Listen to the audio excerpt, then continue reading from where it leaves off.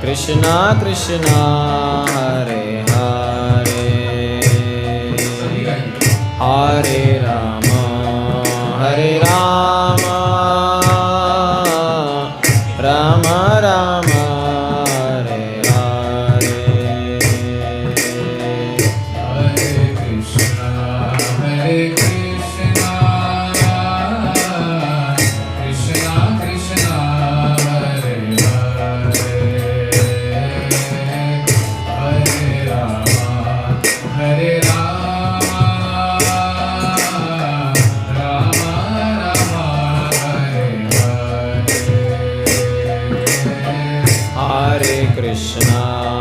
Hare Krishna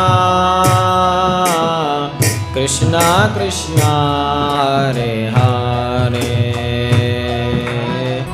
Hare Rama Hare Rama Rama Rama Hare Hare Hare Krishna Krishna Krishna Hare Hare Hare Rama Hare Rama Rama Rama Hare Hare सब गाइए Hare Krishna Krishna Krishna Hare Hare Hare Rama Hare Rama Rama Rama Hare Hare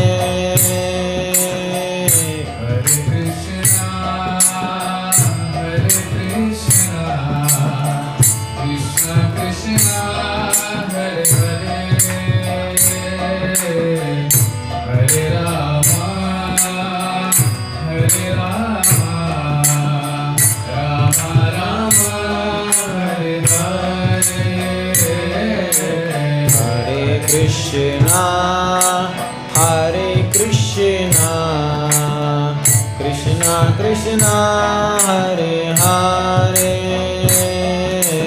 Hare Rama Hare Rama Rama Rama Hare Hare Hare Krishna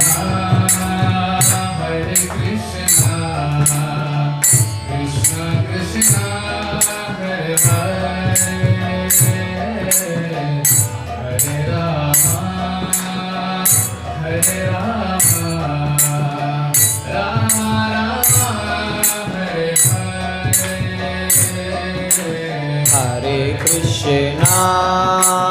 Hare Krishna Krishna Krishna Hare Hare Hare Rama Hare Rama Rama Rama Hare Hare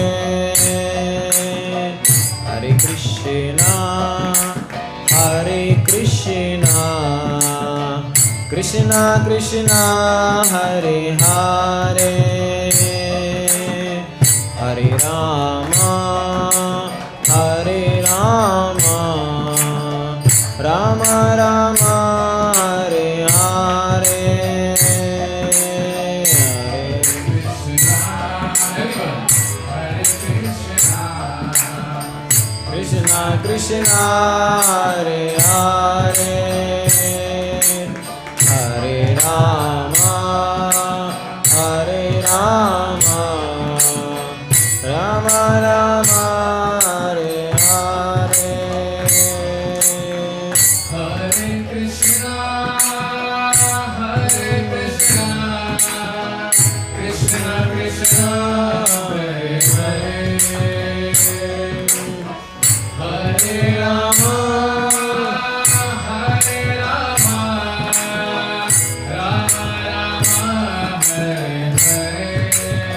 Rama Hare Hare Hare Krishna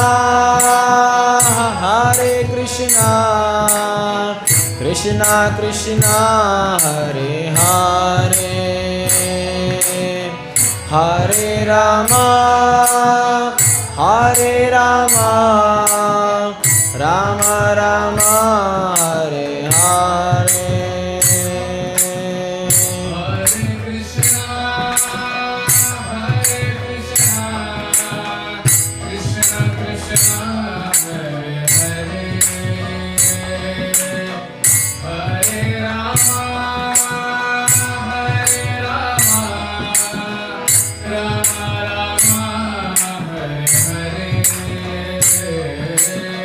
Hare Krishna, Hare Krishna, Krishna Krishna, Hare Hare, Hare Rama, Hare Rama, Rama Rama, Hare Hare.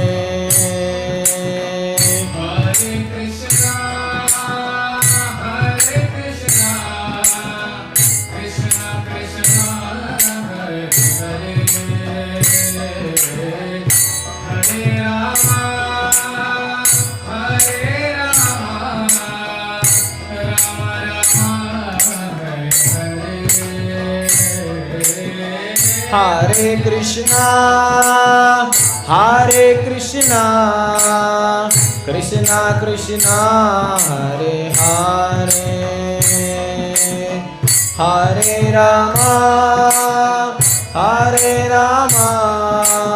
Rama Rama, Hare Hare. Hare Krishna, Hare Krishna, Krishna Krishna, Hare Hare, Hare Rama, Hare Rama, Rama Rama, Hare Hare. Hare Krishna, Hare Krishna, Krishna Krishna, Hare Hare, Hare Rama, Hare Rama, Rama Rama, Hare Hare. Krishna, Hare Krishna, Krishna Krishna, Hare Hare, Hare Rama, Hare Rama, Rama Rama, Hare Hare.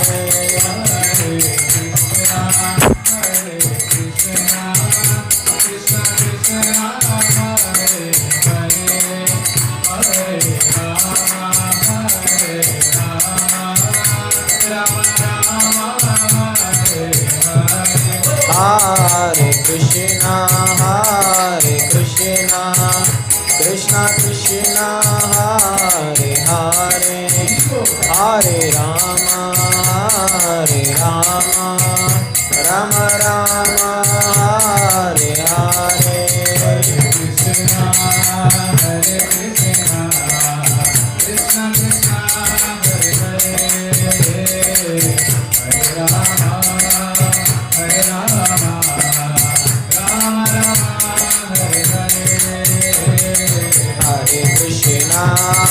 Hare Krishna, Krishna Krishna, Hare Hare, Hare Rama, Hare Rama, Rama Rama, Hare Hare. Hare Krishna, Hare Krishna, Krishna Krishna, Hare Hare, Hare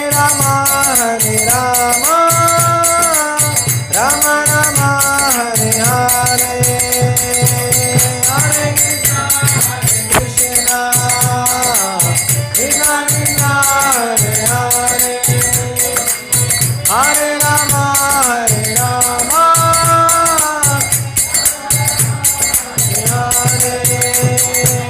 Hare Krishna, Hare Krishna, Krishna Krishna, Hare Hare, Hare Rama, Hare Rama, Rama Rama, Hare Hare.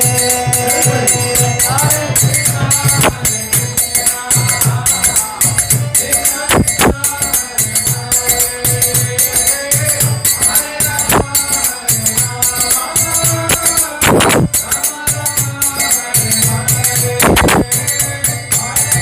Hare Krishna, Krishna Krishna, Hare Hare, Hare Rama, Krishna Krishna Krishna Hare Hare Hare Ram Ram Ram Hare Hare Krishna Krishna Hare Hare Hare Ram Ram Ram Hare Hare Hare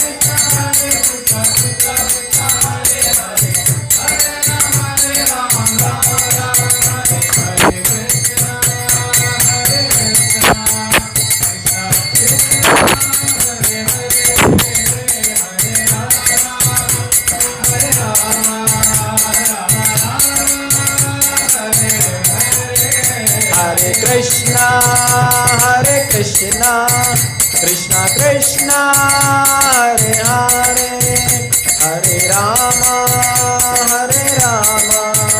Rama Rama Hare Hare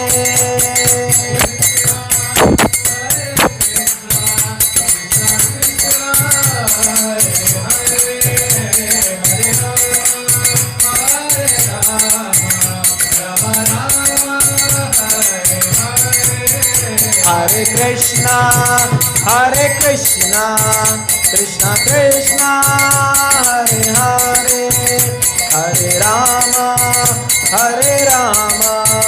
Rama Rama Hare Hare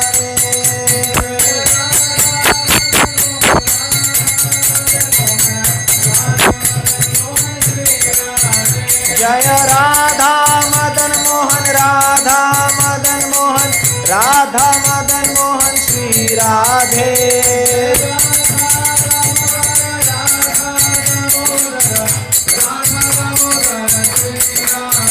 Jaya Radha Damodar Radha Damodar Radha Damodar Shri Radhe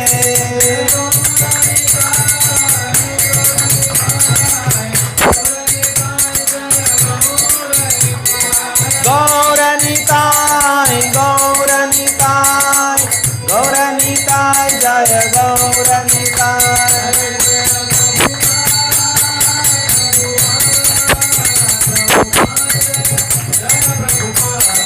Jaya Prabhupada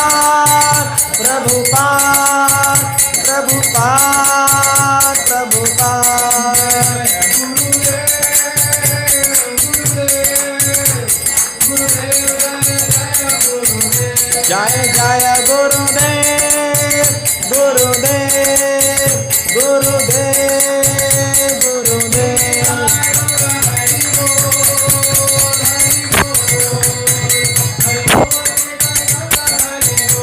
Jai Gaur Hari Bol Hari Bol Hari Bol Hari Bol पावन हरि नाम संकीर्तन की युग धर्म हरि नाम संकीर्तन की श्रील प्रभुपाद की ताई गौर प्रेमानंदे हरे कृष्णा।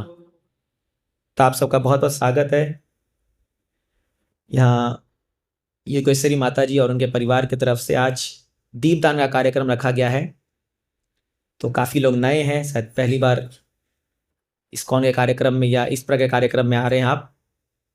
तो ये जो कार्यक्रम है ये खास कर कार्तिक के महीने में, ये जो महीना चल रहा है अभी कार्तिक का महीना है और ये भक्ति का महीना है। तो कार्तिक के महात्मा थोड़ा बताएंगे और भगवान की कुछ लीलाओं में हम प्रवेश करेंगे, देखेंगे, प्रयास करेंगे।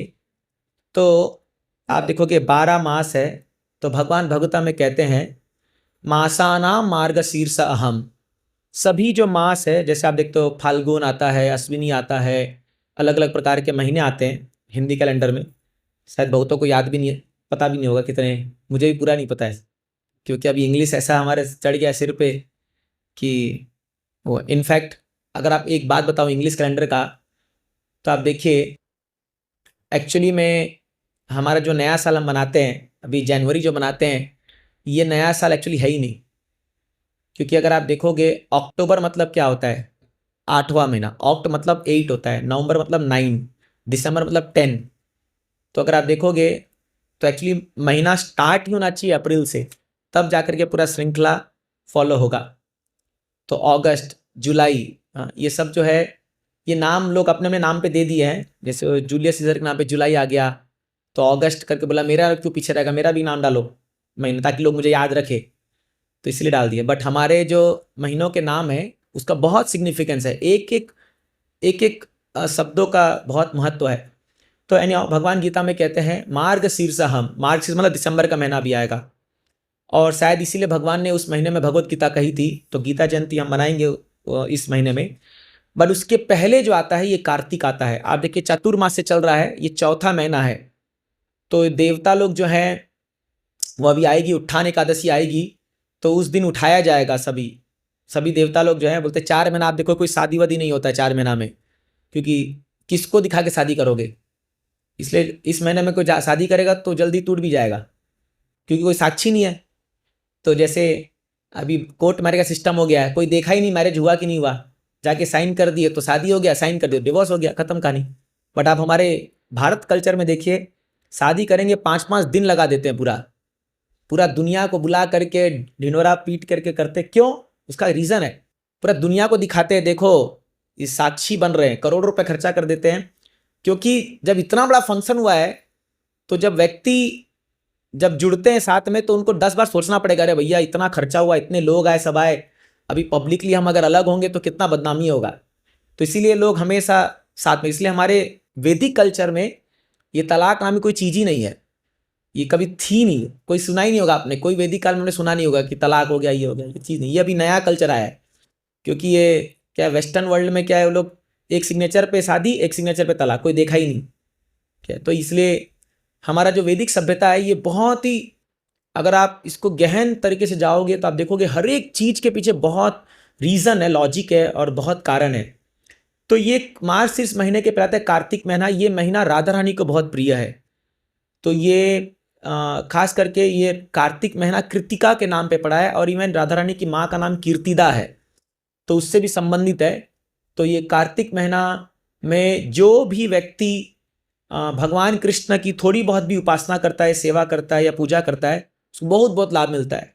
जैसे अभी दिवाली आ गया तो आप देख रहे हो डिस्काउंट ऑफर लगा हुआ है, 50%, 60%, 70%, है ना, हर जगह। तो वैसे ही भगवान ही बोलते हैं कि जो लोग पूरे साल भर भक्ति नहीं करते, एटलीस्ट इस महीना तो कर लो। तो ये महीना में अगर कोई भगवान को थोड़ा भी भक्ति कर ले तो उसको बहुत बड़ा लाभ मिलता है। और इन भक्ति में सबसे मुख्य माना गया इस महीने में दीप दान करना, एक दिया देना भगवान को।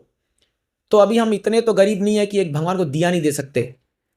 देखिए भगवान ज़्यादा कुछ नहीं मांगते हमसे, अगर सुविधा हो तो बहुत अच्छी बात है, पर भगवान क्या मांगते हैं? पत्रम पुष्पम फलम तो यम यो में भक्त्या प्रयच्छति।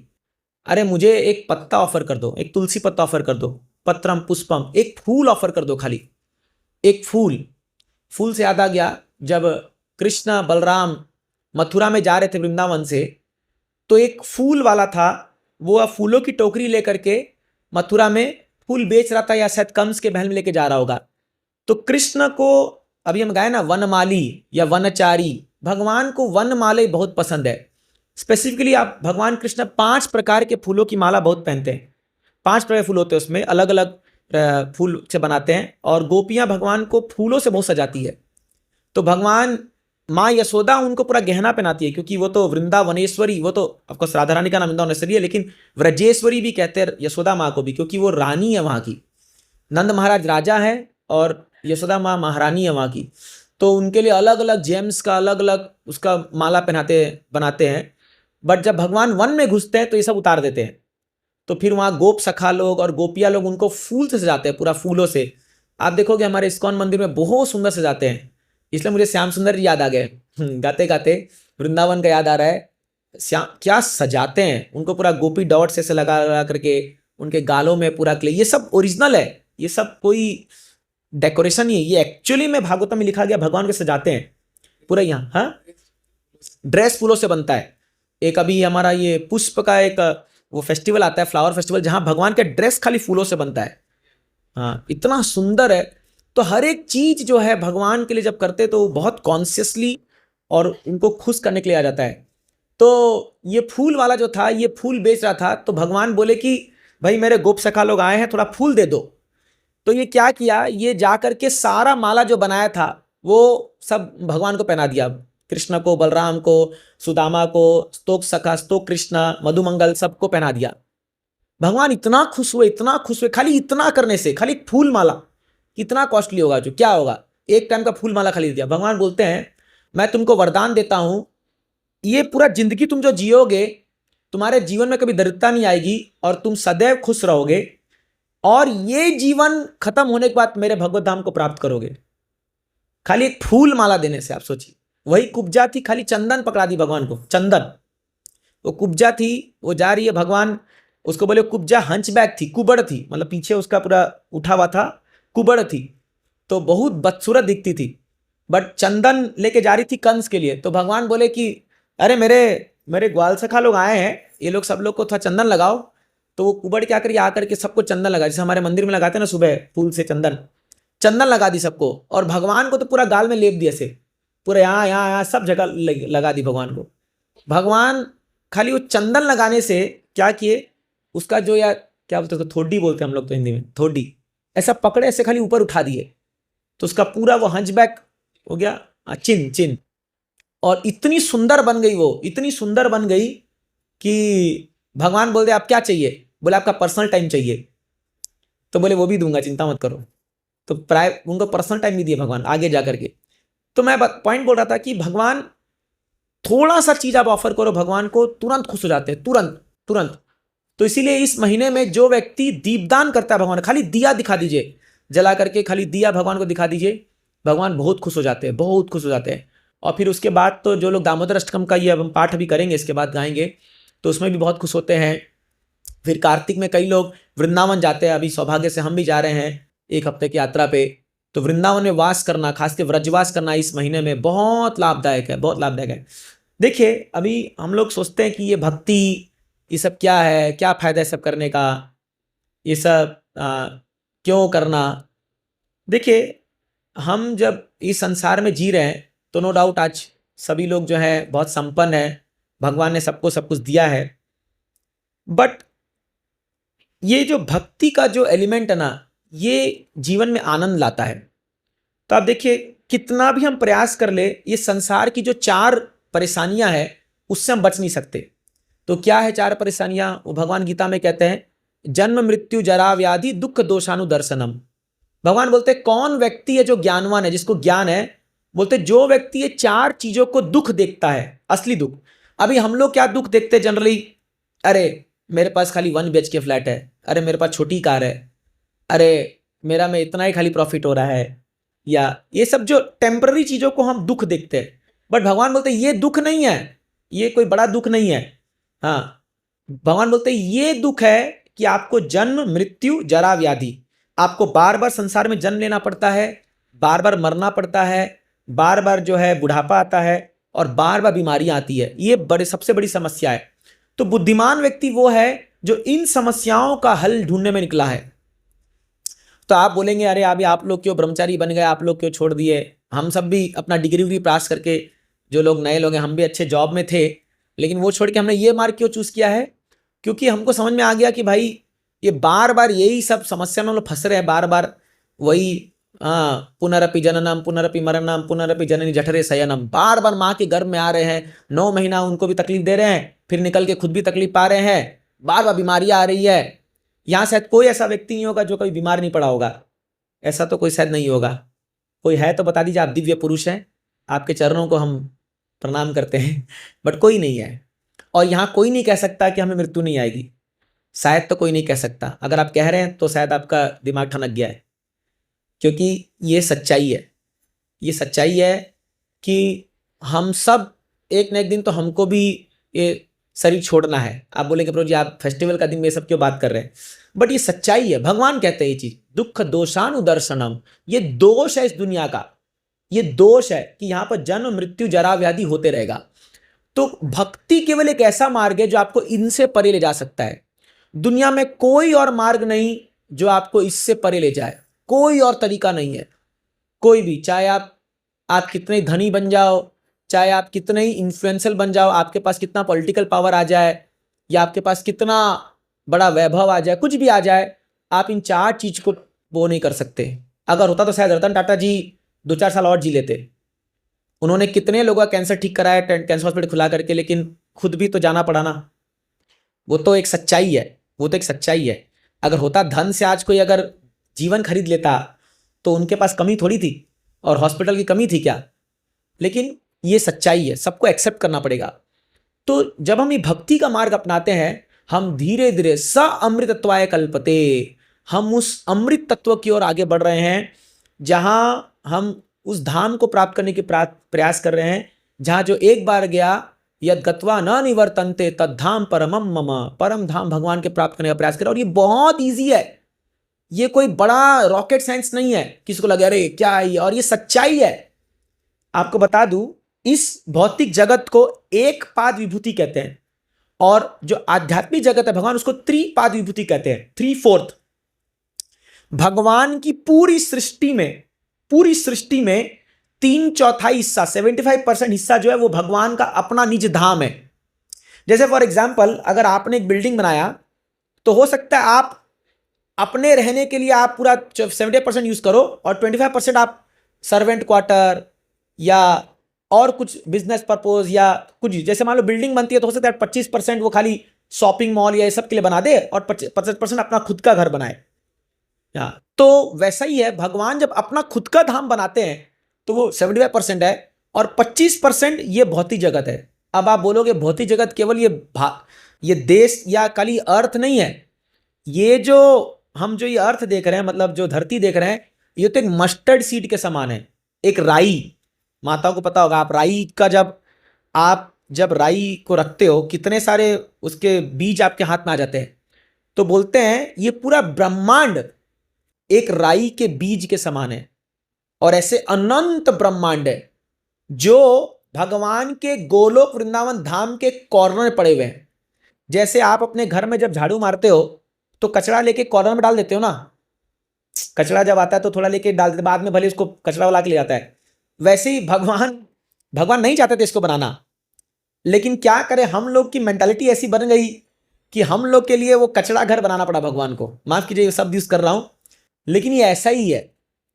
एक्चुअली में एक जीवात्मा का भगवान कृष्ण से इतना घनिष्ठ संबंध है और वो इतने आनंद में जीता है कि उसको इस संसार की दरकार नहीं थी। बट स्टिल कभी कभी क्या होता है, जैसे आप देखते हो एक पिता है तो जिसका अगर बेटा बहुत हट कर लेता है, पिताजी मुझे घर से अलग होना है और मुझे मेरा संपत्ति दे दो, तो पिताजी बोलते हैं बेटा सब तेरा ही तो है, नहीं नहीं नहीं मुझे यहाँ नहीं रहना, मुझे अपना घर बनाना है, मुझे अपना सब चलाना है, मेरे नौकर होंगे, मेरा ये होगा, मेरा होगा। तो पिताजी उसको एक घर बना के देते हैं, जा बेटा तू यहाँ रह ले, ये तेरे नौकर, ये तेरे गाड़ी, ये तेरा ये। वैसे ही हम सब भगवान के साथ बहुत आनंद में थे, बट समाव उधर हमारी मति बिगड़ी और हम लोग जो है फिर हम बोले भगवान मुझे आपके साथ नहीं रहना, मुझे अपना स्थान दे दो। तो बोले क्या करेगा वहां जाकर के, बोले जैसे आपकी पत्नी है वैसे मेरी भी पत्नी होगी, जैसे आपके बच्चे लोग हैं वैसे मेरे बच्चे होंगे, मेरा परिवार होगा, मेरा सब होगा। ये भावना कहाँ से आ रही है? ये परिवार बढ़ाना करना बहुत अच्छी बात है, मैं इसमें कोई टिप्पणी नहीं कर रहा हूं, बट ये आर वहीं से रही है, भगवान से आ रही है। और देखिए आप इस दुनिया में प्रत्येक व्यक्ति को आप देख लीजिए, एट द एंड क्या ढूंढ रहा है, वो प्रेम ढूंढ रहा है। सच है कि नहीं है? आप जो भी काम करते हो, आप दिन भर में इतना कुकिंग करते हो, आप इतना सेवा करते हो, एट द एंड आपको क्या चाहिए? आपको थोड़ा प्रेम चाहिए। हाँ, आप देखो जिन घरों में जहाँ माताएं बहुत सारा सेवा करती है, खाना बनाती है, करती है, और अगर जब बच्चे आते हैं या पति आते हैं, वो थोड़ा प्रेम से खाली बोल दे बहुत अच्छा बना है, बस उसका वही रिवार्ड है। वो थोड़ी मांग रही है कि भैया मेरे को लाओ 5 करोड़ रुपए दे दो इस खाने के बदले में, या ये पैसा दे दो, नहीं। What she wants only to love. पति जो है वो दिन भर काम करके आता है, तो वो घर में आकर के क्या चाहता है? यही तो चाहता है कि पत्नी प्रेम से बोल दे या थोड़ा सा उसको पूछताछ कर दे। बट आजकल उल्टा ही होने लग गया, थोड़ा पति करके आएगा बोलेगा इतना ही कमाया खाली, बट तुम कोई काम के नहीं हो, नालायक हो तुम। और अगर पत्नी खाना बनाएगी तो वो भी बोलता है क्या बनाया बेकार, इससे तो बाहर तवा रेस्टोरेंट में अच्छा बनता है। तो अगर ये माहौल रहेगा तो वो फैमिली टिकेगा ज्यादा दिन। आप समझ रहे हैं मैं क्या बोल रहा हूं? At the end of the day everybody wants love and affection, everybody, हर कोई। हम इस दुनिया में जो भी काम करते हैं उसके बदले में हमको एप्रिसिएशन, प्रेम, अफेक्शन ये चाहिए, और ये रिक्वायरमेंट है। ये रिक्वायरमेंट आ कहां से रही है? इसका स्रोत क्या है? Why people want this? आप बोलोगे नहीं लोगों को पैसा चाहिए, पैसा चाहिए, पैसा जरूरत है खाली, बट केवल पैसे से काम नहीं चलता।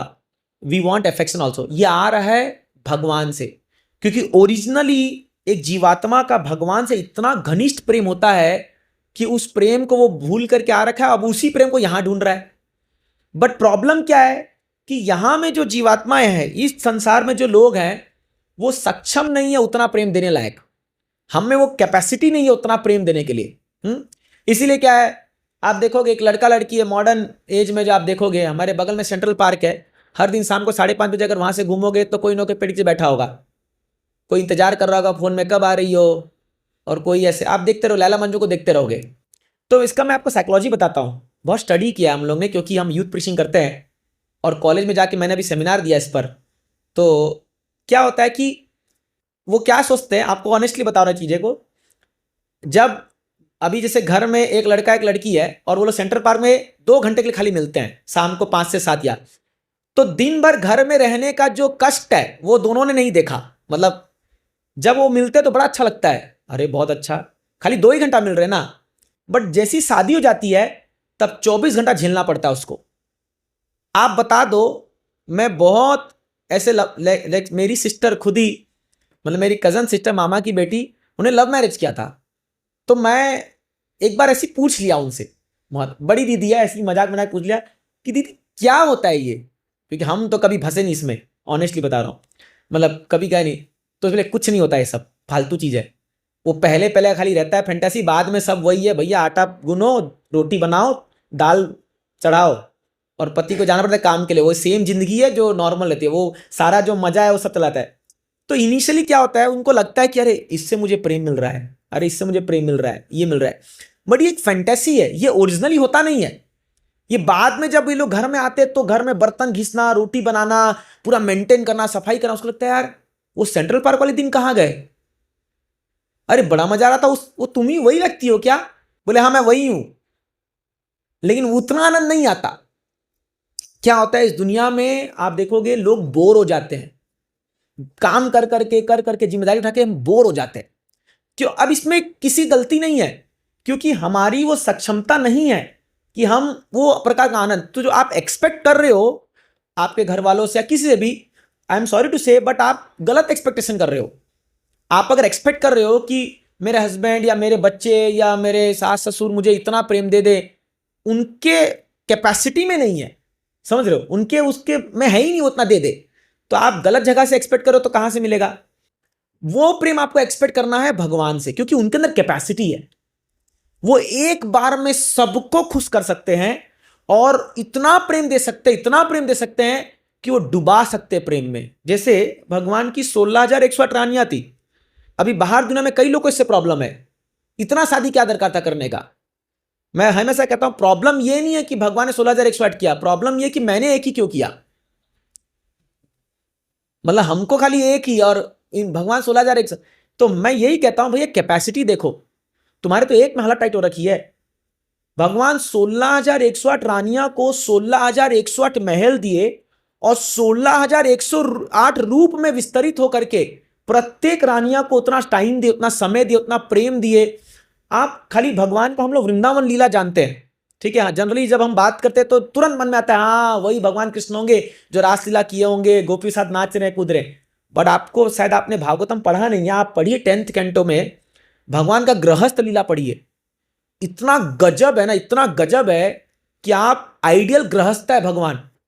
एक पति को पत्नी को कैसे खुश करना चाहिए भगवान से सीखिए, कृष्ण से सीखिए। आप हर एक काम करते हैं, ये नहीं कि भगवान ने सब्जी नहीं काटा होगा, भगवान ने भी सब्जी काटा, भगवान ने भी रोटी बेला है, भगवान ने बच्चों को खिलाया, भगवान भी जो है वहां गायों का दान करे, ब्राह्मणों को खुश कर रहे हैं, सारा काम। एक बार नारद मुनि आते हैं द्वारका में और नारद मुनि ऊपर से पूरा 16,108 महलों को देखते हैं, और जब वो भगवान को देखते हैं हर एक महल में भगवान बैठे हैं, तो कहीं भगवान ऐसा लिखा है अपने रानी को मना रहे हैं, वो रूठ गई है कोई चीज से मना रहे हैं, कहीं भगवान किचन में घुसे हुए हैं, कहीं भगवान सुबह उठ करके ब्राह्मणों को दान दे रहे हैं, कहीं पर भगवान गायों की सेवा कर रहे हैं, कहीं भगवान बच्चों को खिला रहे हैं, कहीं भगवान अपनी रानी के साथ लूडो खेल रहे हैं, लिखा हुआ है भागवतम में, कहीं चेस खेल रहे हैं, कहीं जो है अपने सेवकों को इंस्ट्रक्शन दे रहे हैं ये करो वो करो।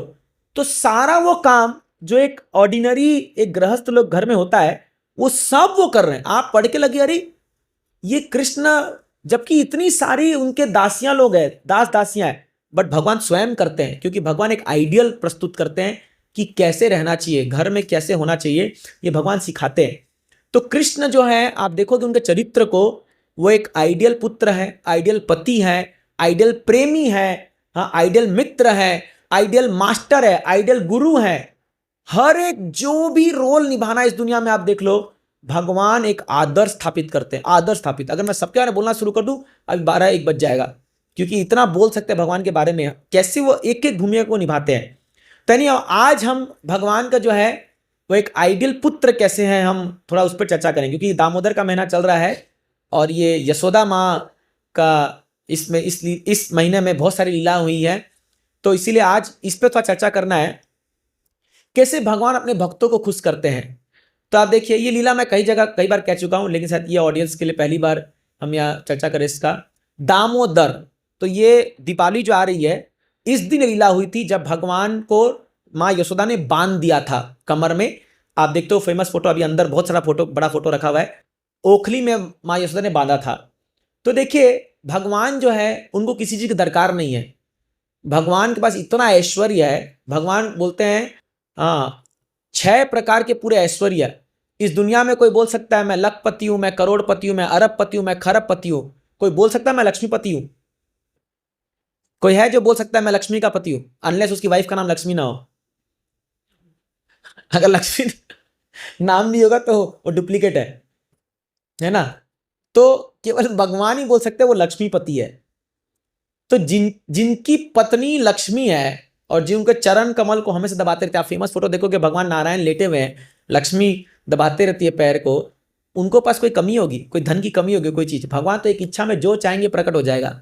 बट स्टिल भगवान क्यों अपने ये लीला करते हैं, क्यों माखन चुराते जा करके? आप देखो कि भगवान माखन चुराते हैं दूसरे घरों में, केवल अपने भक्तों को आनंद प्रदान करने के लिए।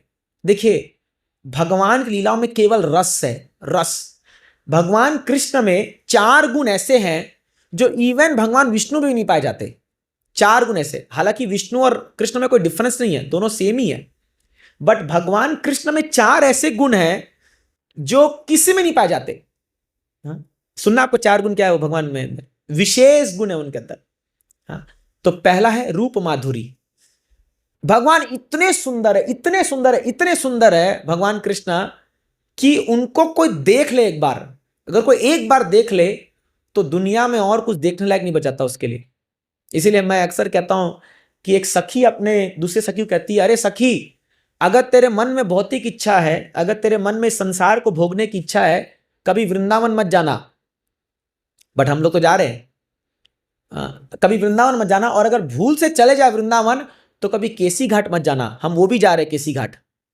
और अगर केसी घाट तू भूल से चली गई तो वहां पर श्याम सुंदर जो त्रिभंग ललिता, 3 जगह से बेंड है भगवान का शरीर। आप देखोगे भगवान कैसे खड़े होते हैं, अभी मैं खड़े होकर बता तो नहीं सकता यहाँ पर, बट आप त्रिभंग ललिता में खड़े होता है भगवान, ऐसे बांसुरी पकड़ करके।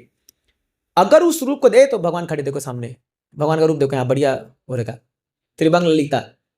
ऊपर ऊपर देखिए, उधर भी खड़े, उधर भी खड़े हुए, पूरे घर में जहां भी देखो भगवान का फोटो है। देखिए, ये है कृष्णा कॉन्शियस घर, ऐसा ही घर होना चाहिए, है ना, बहुत अच्छा है। तो ये त्रिभंग ललिता में अगर तुम देख लोगे सखी, तुम वापस कभी अपने घर नहीं आ पाओगे, या तुम जो है तुम्हारा पूरा भौतिक इच्छा खत्म हो जाएगा, भौतिक इच्छा खत्म हो जाएगा। तो इसको बोलते बोलते मैं अक्सर ये पास्ट टाइम बोलता हूँ, एक बार दिल्ली से एक फैमिली गया था वृंदावन, और उनके साथ उनका एक बेटा साथ में गया था। और वो बेटा जब वृंदावन गया तो 2 दिन का ट्रिप था, सैटरडे संडे जनरली दिल्ली वाले लोग वृंदावन आते हैं गाड़ी पकड़ के, कितना 200 किलोमीटर तो है, आ जाते हैं। तो आ गया, तो वृंदावन में उसको इतना अच्छा लगा, इतना अच्छा लगा। वृंदावन बड़ा गजब स्थान है, अभी मेरे को बार बार वृंदावन याद आ रहा है और मैं लग रहा है इसी में बह जाऊंगा वृंदावन की कथा में। वृंदावन से याद आ गया, मैं अभी लास्ट टाइम मैं वृंदावन में था, तो मेरा एक फ्रेंड है, वो आया था इलाहाबाद से, प्रयागराज से ड्राइव करके। तो जो व्यक्ति उसको ड्राइव करके लाया था वो एक स्टूडेंट था, मतलब एक वर्किंग काम करने वाला व्यक्ति था, और ऐसी वो जो जोश में वृंदावन आ गया। तो वो हमको गाड़ी में पूरा वृंदावन घुमा रहा था रात को 12 बजे। हम लोग उसके मन में क्या है, मेरे को भी बिठा रही है, बोला चल तेरे को वृंदावन घुमाता हूँ। बोला क्या घुमाएगा, तो सब बंद हो चुका होगा। बोला यही तो मजा है। जब सब बंद है तब रात का ये तो मेरे को यमुना घाट पे ले गया। मैं बेगा कहीं कृष्णा तो नहीं दिख जाएंगे मेरे को भी, कहीं पर नहीं दिखे, इतना से दिखते नहीं है, बट बड़ा अच्छा माहौल था उस समय। एनी हाउ, तो मैं उसको पूछा उस ड्राइवर को, मैं बोला भाई तेरे मन में क्या कि तू गाड़ी चला के वृंदावन आया इतना दूर? बोला प्रभु जी क्या बताऊं, ये वृंदावन अलग ही गजब स्थान है। बोले एक बार मैं और मेरा दोस्त जयपुर जा रहे थे गाड़ी से बाय रोड, और मैंने वृंदावन के बारे में बहुत सुना था। तो जयपुर से बाय मैंने आप वो वृंदावन से होके जयपुर जाते हैं, मतलब जस्ट थोड़ा अंदर घुसोगे तो वृंदावन पहुंच जाएगा वो हाईवे से।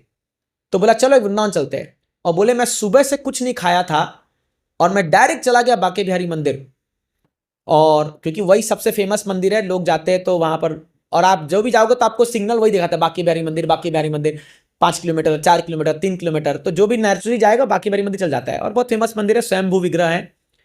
तो चला गया वहां पर, भयंकर भीड़। बांके बिहारी मंदिर जाओगे तो कम से कम मोबाइल तो चुरा के आओगे, ये तो कंपलसरी है, ये प्रसाद के रूप में आप जाओगे तो आपको मोबाइल दान देना पड़ेगा वहां पर, या तो बंदर चश्मा चुराएगा या तो चोर मोबाइल चुराएंगे, इसलिए सावधान। हाँ, अभी भी हमारे एक बहुत एक्सपीरियंस डिवोटी गए और आराम से मोबाइल देखा है। जब तक आप दर्शन कर रहे हो, जय हो बोलो बांके बिहारी लाल की जय, पार मोबाइल, आप हाथ उठाओगे नीचे मोबाइल पार, ये होता है वहां पर। तो इसीलिए क्या है, जब वृंदावन जाओ तो भाव में मत आ जाओ। सर आइए, हिज ग्रेस धामात्मा गौर प्रभु जी की जय। आइए प्रभु जी अंदर आइए, आइए आइए आइए, यहाँ बैठिए यहाँ बैठिए। तो प्रभु जी हमारे इस्कॉन खारघर के एक वरिष्ठ ब्रह्मचारी हैं, यहाँ यहाँ बैठिए प्रभु जी, इधर इधर, ये आपके लिए ये बिछाया हुआ है, इसलिए ये सोफा रखा था, इधर इधर है। तो क्या हुआ, ये चला गया बांके बिहारी मंदिर। अभी ये दरवाजे के एकदम जस्ट सामने खड़ा था, भयंकर भीड़, खचाखच भीड़। और ये बोला, ये ऐसा कोई भक्त नहीं था, ये बोला वहां पर भगवान अगर तुम हो तो मुझे बहुत भूख लग रही है, कुछ खाने का इंतजाम करो। इसका बोलना ही था, एक लड्डू आके इसके मुंह में भम से पड़ा। अब वहां लोग फेंकते रहते हैं लड्डू, ऐसा पड़ा लड्डू, उसका एक टुकड़ा अपने आप मुंह में घुस गया, पड़ता तो मुंह खुल गया होगा, पड़ गया। वो बहुत टेस्टी लड्डू था, बहुत टेस्टी लड्डू था। इसका पूरा आंख खुला का खुला रह गया। सामने भगवान खड़े हैं, तो हाइट पे खड़े, आंख खुला खुला रह गया। बोलता है आज मैं मान गया भगवान है, और बोला अब मैं कसम खाता हूं हर साल वृंदावन आऊंगा।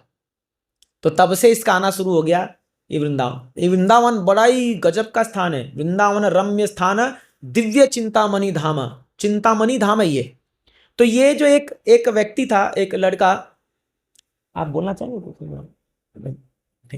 तो ये जो लड़का था, ये माँ बाप के साथ गया वृंदावन, 2 दिन वहां रुका। 2 दिन के बाद इसके माँ बाप बोले बेटा चल वापस घर चल। तो ये बोला आप लोग जाओ, मैं आता हूं, 1-2 दिन में आता हूं। तो बोले दिल्ली तो है क्या, मैं बस पकड़ के आ जाऊंगा। तो ये एक और हफ्ता पार हो गया, ये लोग फोन कर रहे बेटा तू आ जा, क्या हो गया, ये तो 1 हफ्ता पार हो गया। बोला मैं थोड़ा और दिन रहना चाहता हूं यहाँ पर। 1 महीना पार हो गया, तो ये लोग वापस आए। बोले रे बाबा ये क्या हो गया इसको? तो ये बोलता है कि अब मैं वृंदावन छोड़ के नहीं जाऊंगा। ये बोला क्या पागल मजाक बात कर रहा, चल पढ़ाई वढ़ाई तेरा है, वहां पर सब स्कूल में नाम वाम लिखा रखा है सब जगह, क्या नाटक कर रहा है? बोले नहीं नहीं मेरा अब यही जीवन है। अरे कहाँ रहेगा वो, आप चिंता मत करो, मैं अपना कर लूंगा, मैं सच्ची घटना बता रहा हूँ आपको। ये वो वृंदावन गया और वो जो है बोलता मैं वहीं रहूंगा। तो इसके माँ बाप इसको बोले, बहुत उसको वो फोर्स किए, बट ये क्या जाने वाला था। तो ये यानी वो बहुत परसुएट किए। ये क्या करता था वहां रह करके, इसको ऐसा असर हुआ वृंदावन का, वहां पर जाकर के यमुना के तट पर ये खाली श्री राधा करके उंगली से लिखता था। आप वृंदावन जाओगे तो हर जगह देखोगे राधा राधा लिखा रहता है, पेड़ में देखोगे श्री राधा, दीवालों पे श्री राधा, हाँ वृंदावन में राधे राधे बोलते ना सब लोग, तो राधे राधे, राधा रानी का बहुत बड़ा महिमा है वहां पर। ये तो ये श्री राधा लिख करके दिन भर खाली राधा रानी का नाम, कृष्णा का नाम जप करता है। इसलिए हम लोग हरे कृष्ण मंत्र जप करते हैं ना, इसका बहुत लाभ है। तो ये एक दिन क्या हुआ, ये ऐसा करते करते लगभग 50 साल तक ये वही काम करते रहा।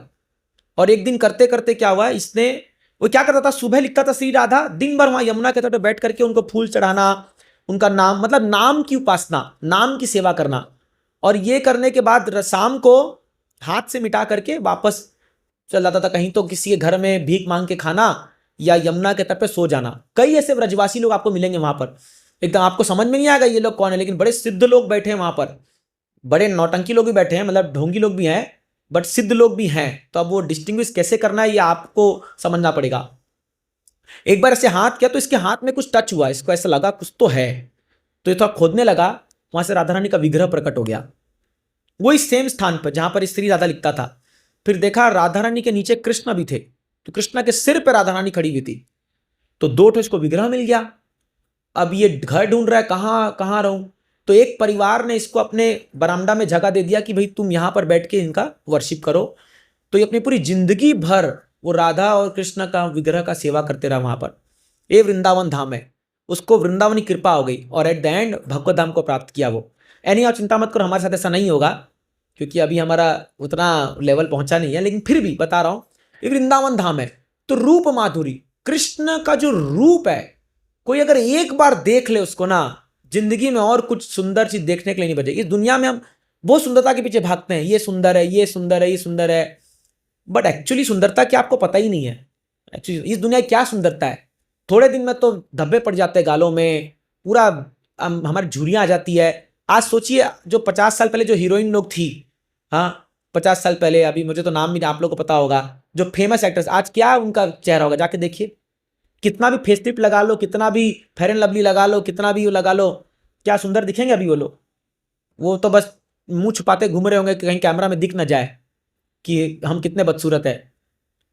एक्चुअली सच्चाई है ये। तो दुनिया में क्या सुंदरता है, ये सुंदरता नहीं है। असली सुंदरता भगवान की होती है, जो दिव्य सुंदरता होती है। और आप अगर एक बार उसको देख लिए ना, तो फिर आपके लिए दुनिया में और कुछ देखने लायक नहीं बचेगा। तो पहला है रूप माधुरी, दूसरा है भगवान की वेणु माधुरी। भगवान वेणु बजाते हैं। आप देखिए भगवान, आप देखोगे वृंदावन में भगवान कोई भी अस्त्र धारण नहीं करते।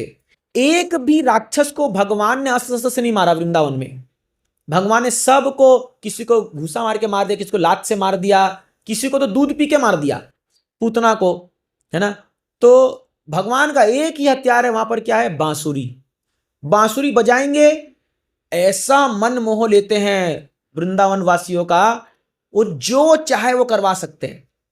तो भगवान जब 9 लाख गाय को चराने जाते थे, तो पता है आपको, तो 9 लाख गाय की टोली थी कि ये ग्रुप, ये ग्रुप, ये ग्रुप, सब ग्रुप में इतनी गायें थी और सबका अलग ट्यून था। 13 कदम करके एक जगह है, आप जाओगे वृंदावन में तो नंदगांव के पास में 13 कदम करके जगह है। 13 कदम का मतलब है जहां से भगवान तेर लगाते थे। तेर मतलब आवाज लगाते थे ना, जैसे धवली श्यामा ऐसा करके आवाज लगाते थे। तो धवली मतलब व्हाइट काउस, श्यामा मतलब ब्लैक काउस, तो ऐसे करके सभी गायों का नाम था। अब आप सोचिए 9 लाख गाय को भगवान को बुलाना है, तो जब भगवान को किसी स्पेसिफिक गाय को बुलाना है, कोई एक स्पेसिफिक एक क्लास बुलाना है, एक मुरली बजाएंगे ट्यून, तो वो गाय समझ जाएगी भगवान मुझे बुला रहे हैं। केवल मुरली से, इवन बोलने की भी दरकार नहीं है, केवल मुरली से। अगर भगवान को गोपियों को बुलाना है, उसका अलग ट्यून है। रात को 12 बजे ऐसा ट्यून बजाएंगे, गोपियां जो काम कर रही होगी सब छोड़ के भागेंगे, सब छोड़ के। तो केवल मुरली बोलते हैं, भगवान की मुरली इतनी मनमोहक है कि वृंदावन में जो बहता है वो रुक जाता है और जो रुका हुआ है वो बह जाता है। जैसे जो बह रहा है, अभी यमुना बह रही है, वो थम जाती है, एकदम स्टैंड स्टिल। बोलते हैं जब एक गाय की बछड़ा, जैसे कि यहाँ मूर्ति रखी हुई है, गाय का बछड़ा दूध पी रहा है ना, बछड़ा दूध पी रहा है, बहुत फेमस है, कई घरों में पाया जाता है। तो जब बछड़ा गाय का दूध पीता है ना, तो दूध जब गले में घुसता है और भगवान की बांसुरी बजती है, तो दूध अटक जाता है। जैसे शिव जी के गले में क्या बोलते हैं, हल्दर जहर अटक जाता है, वैसे दूध अटक जाता है, वो गिटक नहीं पाती अंदर इस धुन को सुनते ही, है ना। तो ऐसे जो चीज मूव कर रही है वो रुक जाती है, और जो रुकी हुई है, पेड़ रुके हुए वो बहने लग जाते हैं सारे। इनफैक्ट बोलते हैं जब भगवान को सुख प्रदान करने के लिए वहां का वातावरण, यमुना से जो वहां की जो हवा है, वो यमुना से बढ़िया ड्रॉपलेट लेकर के पानी का मंद जो बोलते हैं उसके अंदर ठंडक लेकर के बहती है, और वो सारे वनों से घुस के जाती है और वहां से सारे सुगंध को अपने ऊपर लेती है। तो सूर्य क्या करता है, सूर्य थोड़ा तेज चमकता है और भगवान को थोड़ी गर्मी लगती है, और जैसी भगवान को गर्मी लगती है तो वहां से वो हवा बहती है और भगवान को जब स्पर्श करता है, भगवान को बहुत आनंद आता है। जैसे आप गर्मी में जब आते हो तो एसी चलता है तो कितना ठंडा लगता है, अच्छा लगता है ना हवा लग करके। वैसे प्रकृति वैसी बन जाती है, एकदम सूदिंग एनवायरनमेंट बन जाता है वहां पर। ये वृंदावन है, समझ रहा। तो इसलिए क्या है, ये भगवान की वेणु माधुरी है, वेणु माधुरी। फिर तीसरी है भगवान की लीला माधुरी। भगवान जब लीला करते हैं तो वो लीला इतनी मनमोहक है कि इवन ब्रह्मा रुद्र सब देवता लोग आके देखते हैं। आपको पता है जब भगवान ने रासलीला की थी, ये भी शरद पूर्णिमा गई ना, तो यहीं पर भगवान ने वंशी वट के नीचे, आप जाओगे वृंदावन में आज भी वो जगह है, वहां पर गोपियों को बुलाया था और वहां पर महारास हुआ था। ये महारास को देखने के लिए सारे देवतागण ऊपर से आ गए थे और पुष्पों की वर्षा कर रहे थे भगवान पर। और बोलते हैं ये रात ब्रह्मा जी की रात हो गई थी और वहां पर खाली कुछ गोपियां नहीं थी, कई करोड़ गोपियां वहां मौजूद हो गई थी। इनफैक्ट स्वयं भगवान शिव जी गोपेश्वर महादेव बन के आ गए थे। तो जब भगवान शिव जी अंदर घुसने का प्रयास कर रहे थे तो ललिता विशाखा रोक दिए, बोले यहां पर केवल एक ही पुरुष होगा, वो है कृष्णा, बाकी सब स्त्री होगी। तो ये भगवान शिव बोले अरे अब भगवान तो आप जानते हो क्या पहनते हैं, भगवान तो पूरा भस्म लेके रहते हैं, बोलते हैं तुम्हारा कोई स्थान नहीं है। तो बोले क्या करना होगा यहां घुसने के लिए, बोले स्त्री बनना पड़ेगा। बोले मंजूर है, मंजूर है। सोचिए आप कोई पुरुष आएगा और उसको बोलेंगे तुमको चलो बिंदी लगाएंगे, तुमको जो है अभी साड़ी पहनाएंगे, तुमको कोई मानेगा? बोले अपना अहंग इतना रहेगा ना, अहंकार, अरे हमको स्त्री बना रहे हो, कोई थोड़ी। इवन ड्रामा भी कई बार लोग बनना नहीं चाहते, कई बार हम ड्रामा करते उसको बोलते स्त्री बन जा, तो कोई बनना नहीं चाहता है, एक हमारा वो नेचर नहीं है। बट भगवान शिव स्त्री बनने को तैयार है। तो ये ललिता और विशाखा जो है उनको लेके जाते हैं, पूरा सजाते जजाते एकदम स्त्री के रूप में, और वो गोपीश्वर महादेव बन के अंदर जाते हैं। नारद मुनि आके नारदिया गोपी बन जाते हैं, कुसुम सरोवर में उनको डुबाते हैं ललिता विशाखा और बन जाते हैं। क्यों? बोलते हैं भगवान का वो लीला देखना, हमको वो लीला देखना है। वो तो छोड़िए, लक्ष्मी जी आती है, नो एंट्री उनको। लक्ष्मी जी को बोल देते हैं तुमको एंट्री नहीं यहां पर। बोले क्यों? बोले क्योंकि तुम ऐश्वर्य प्रधान हो, तुम्हारे अंदर ऐश्वर्य का भाव है, तुमको बहुत पैसे का घमंड है। ऐसा बोलते नहीं है, घमंड नहीं है उनको, लेकिन तुम्हारा बहुत धन दौलत है, तुम अंदर रहो नहीं। यहां केवल शुद्ध प्रेम से जो आएगा वही घुस पाएगा, केवल शुद्ध प्रेम से। तो लक्ष्मी जी जा करके आज भी आप जाइए बेलवन ना, बेलवन में तपस्या करिए, बेलवन में आज भी जाइए तपस्या करिए। क्यों? रासलीला में घुसने के लिए। तो लक्ष्मी, शिव, नारद ये सब आकर के इस बांट ले रहे। और ये हमारे भारत के लोग हैं जो सोचते हैं ये भगवान ने क्या लीला किया, ये ऑर्डिनरी लड़का लड़कियां खेल चल रहा है। अरे भैया पहले जानो तो सही वो लीला क्या है। किसको? वो केवल ईर्ष्यावश जो लोग हैं भगवान से ईर्ष्या करते हैं कि भगवान को एंजॉय कर रहे हैं, हम क्यों एंजॉय नहीं कर रहे। वो भाव लोगों का ऐसा हो जाता है। तो नहीं आओ, भगवान की लीला माधुरी, इतनी सुंदर लीला है भगवान की। एक एक लीला पे हमारे आचार्यों ने इतना लिखा है, इतना लिखा है। अब ये दामोदर लीला मैं तो स्टार्ट ही नहीं किया, अगर स्टार्ट करूंगा तो भी ये बहुत समय चला रहेगा, जितना मतलब आपको ज़्यादा नहीं रुकाएंगे, अभी सब बोलेंगे कब खत्म होगा जल्दी। तो तो लीला माधुरी। और चौथा है भक्त माधुरी, भगवान का भक्तों के प्रति प्रेम। भगवान दुनिया में कोई भी चीज को अलट पलट कर सकते हैं, उनके सामने कोई नियम नहीं रहता, कुछ नहीं, जहां उनके भक्तों की बात आ जाए। अपने भक्तों को खुश करने के लिए भगवान अपने ही बनाए हुए नियम को तोड़ देंगे, अपने ही बनाए हुए नियम को तोड़ देंगे भगवान। और कई बार इसका उदाहरण आया है। भगवान जैसे देखो भीष्म पितामह, आपको एक स्टोरी बताऊंगा क्योंकि ये लीला आगे तो बस।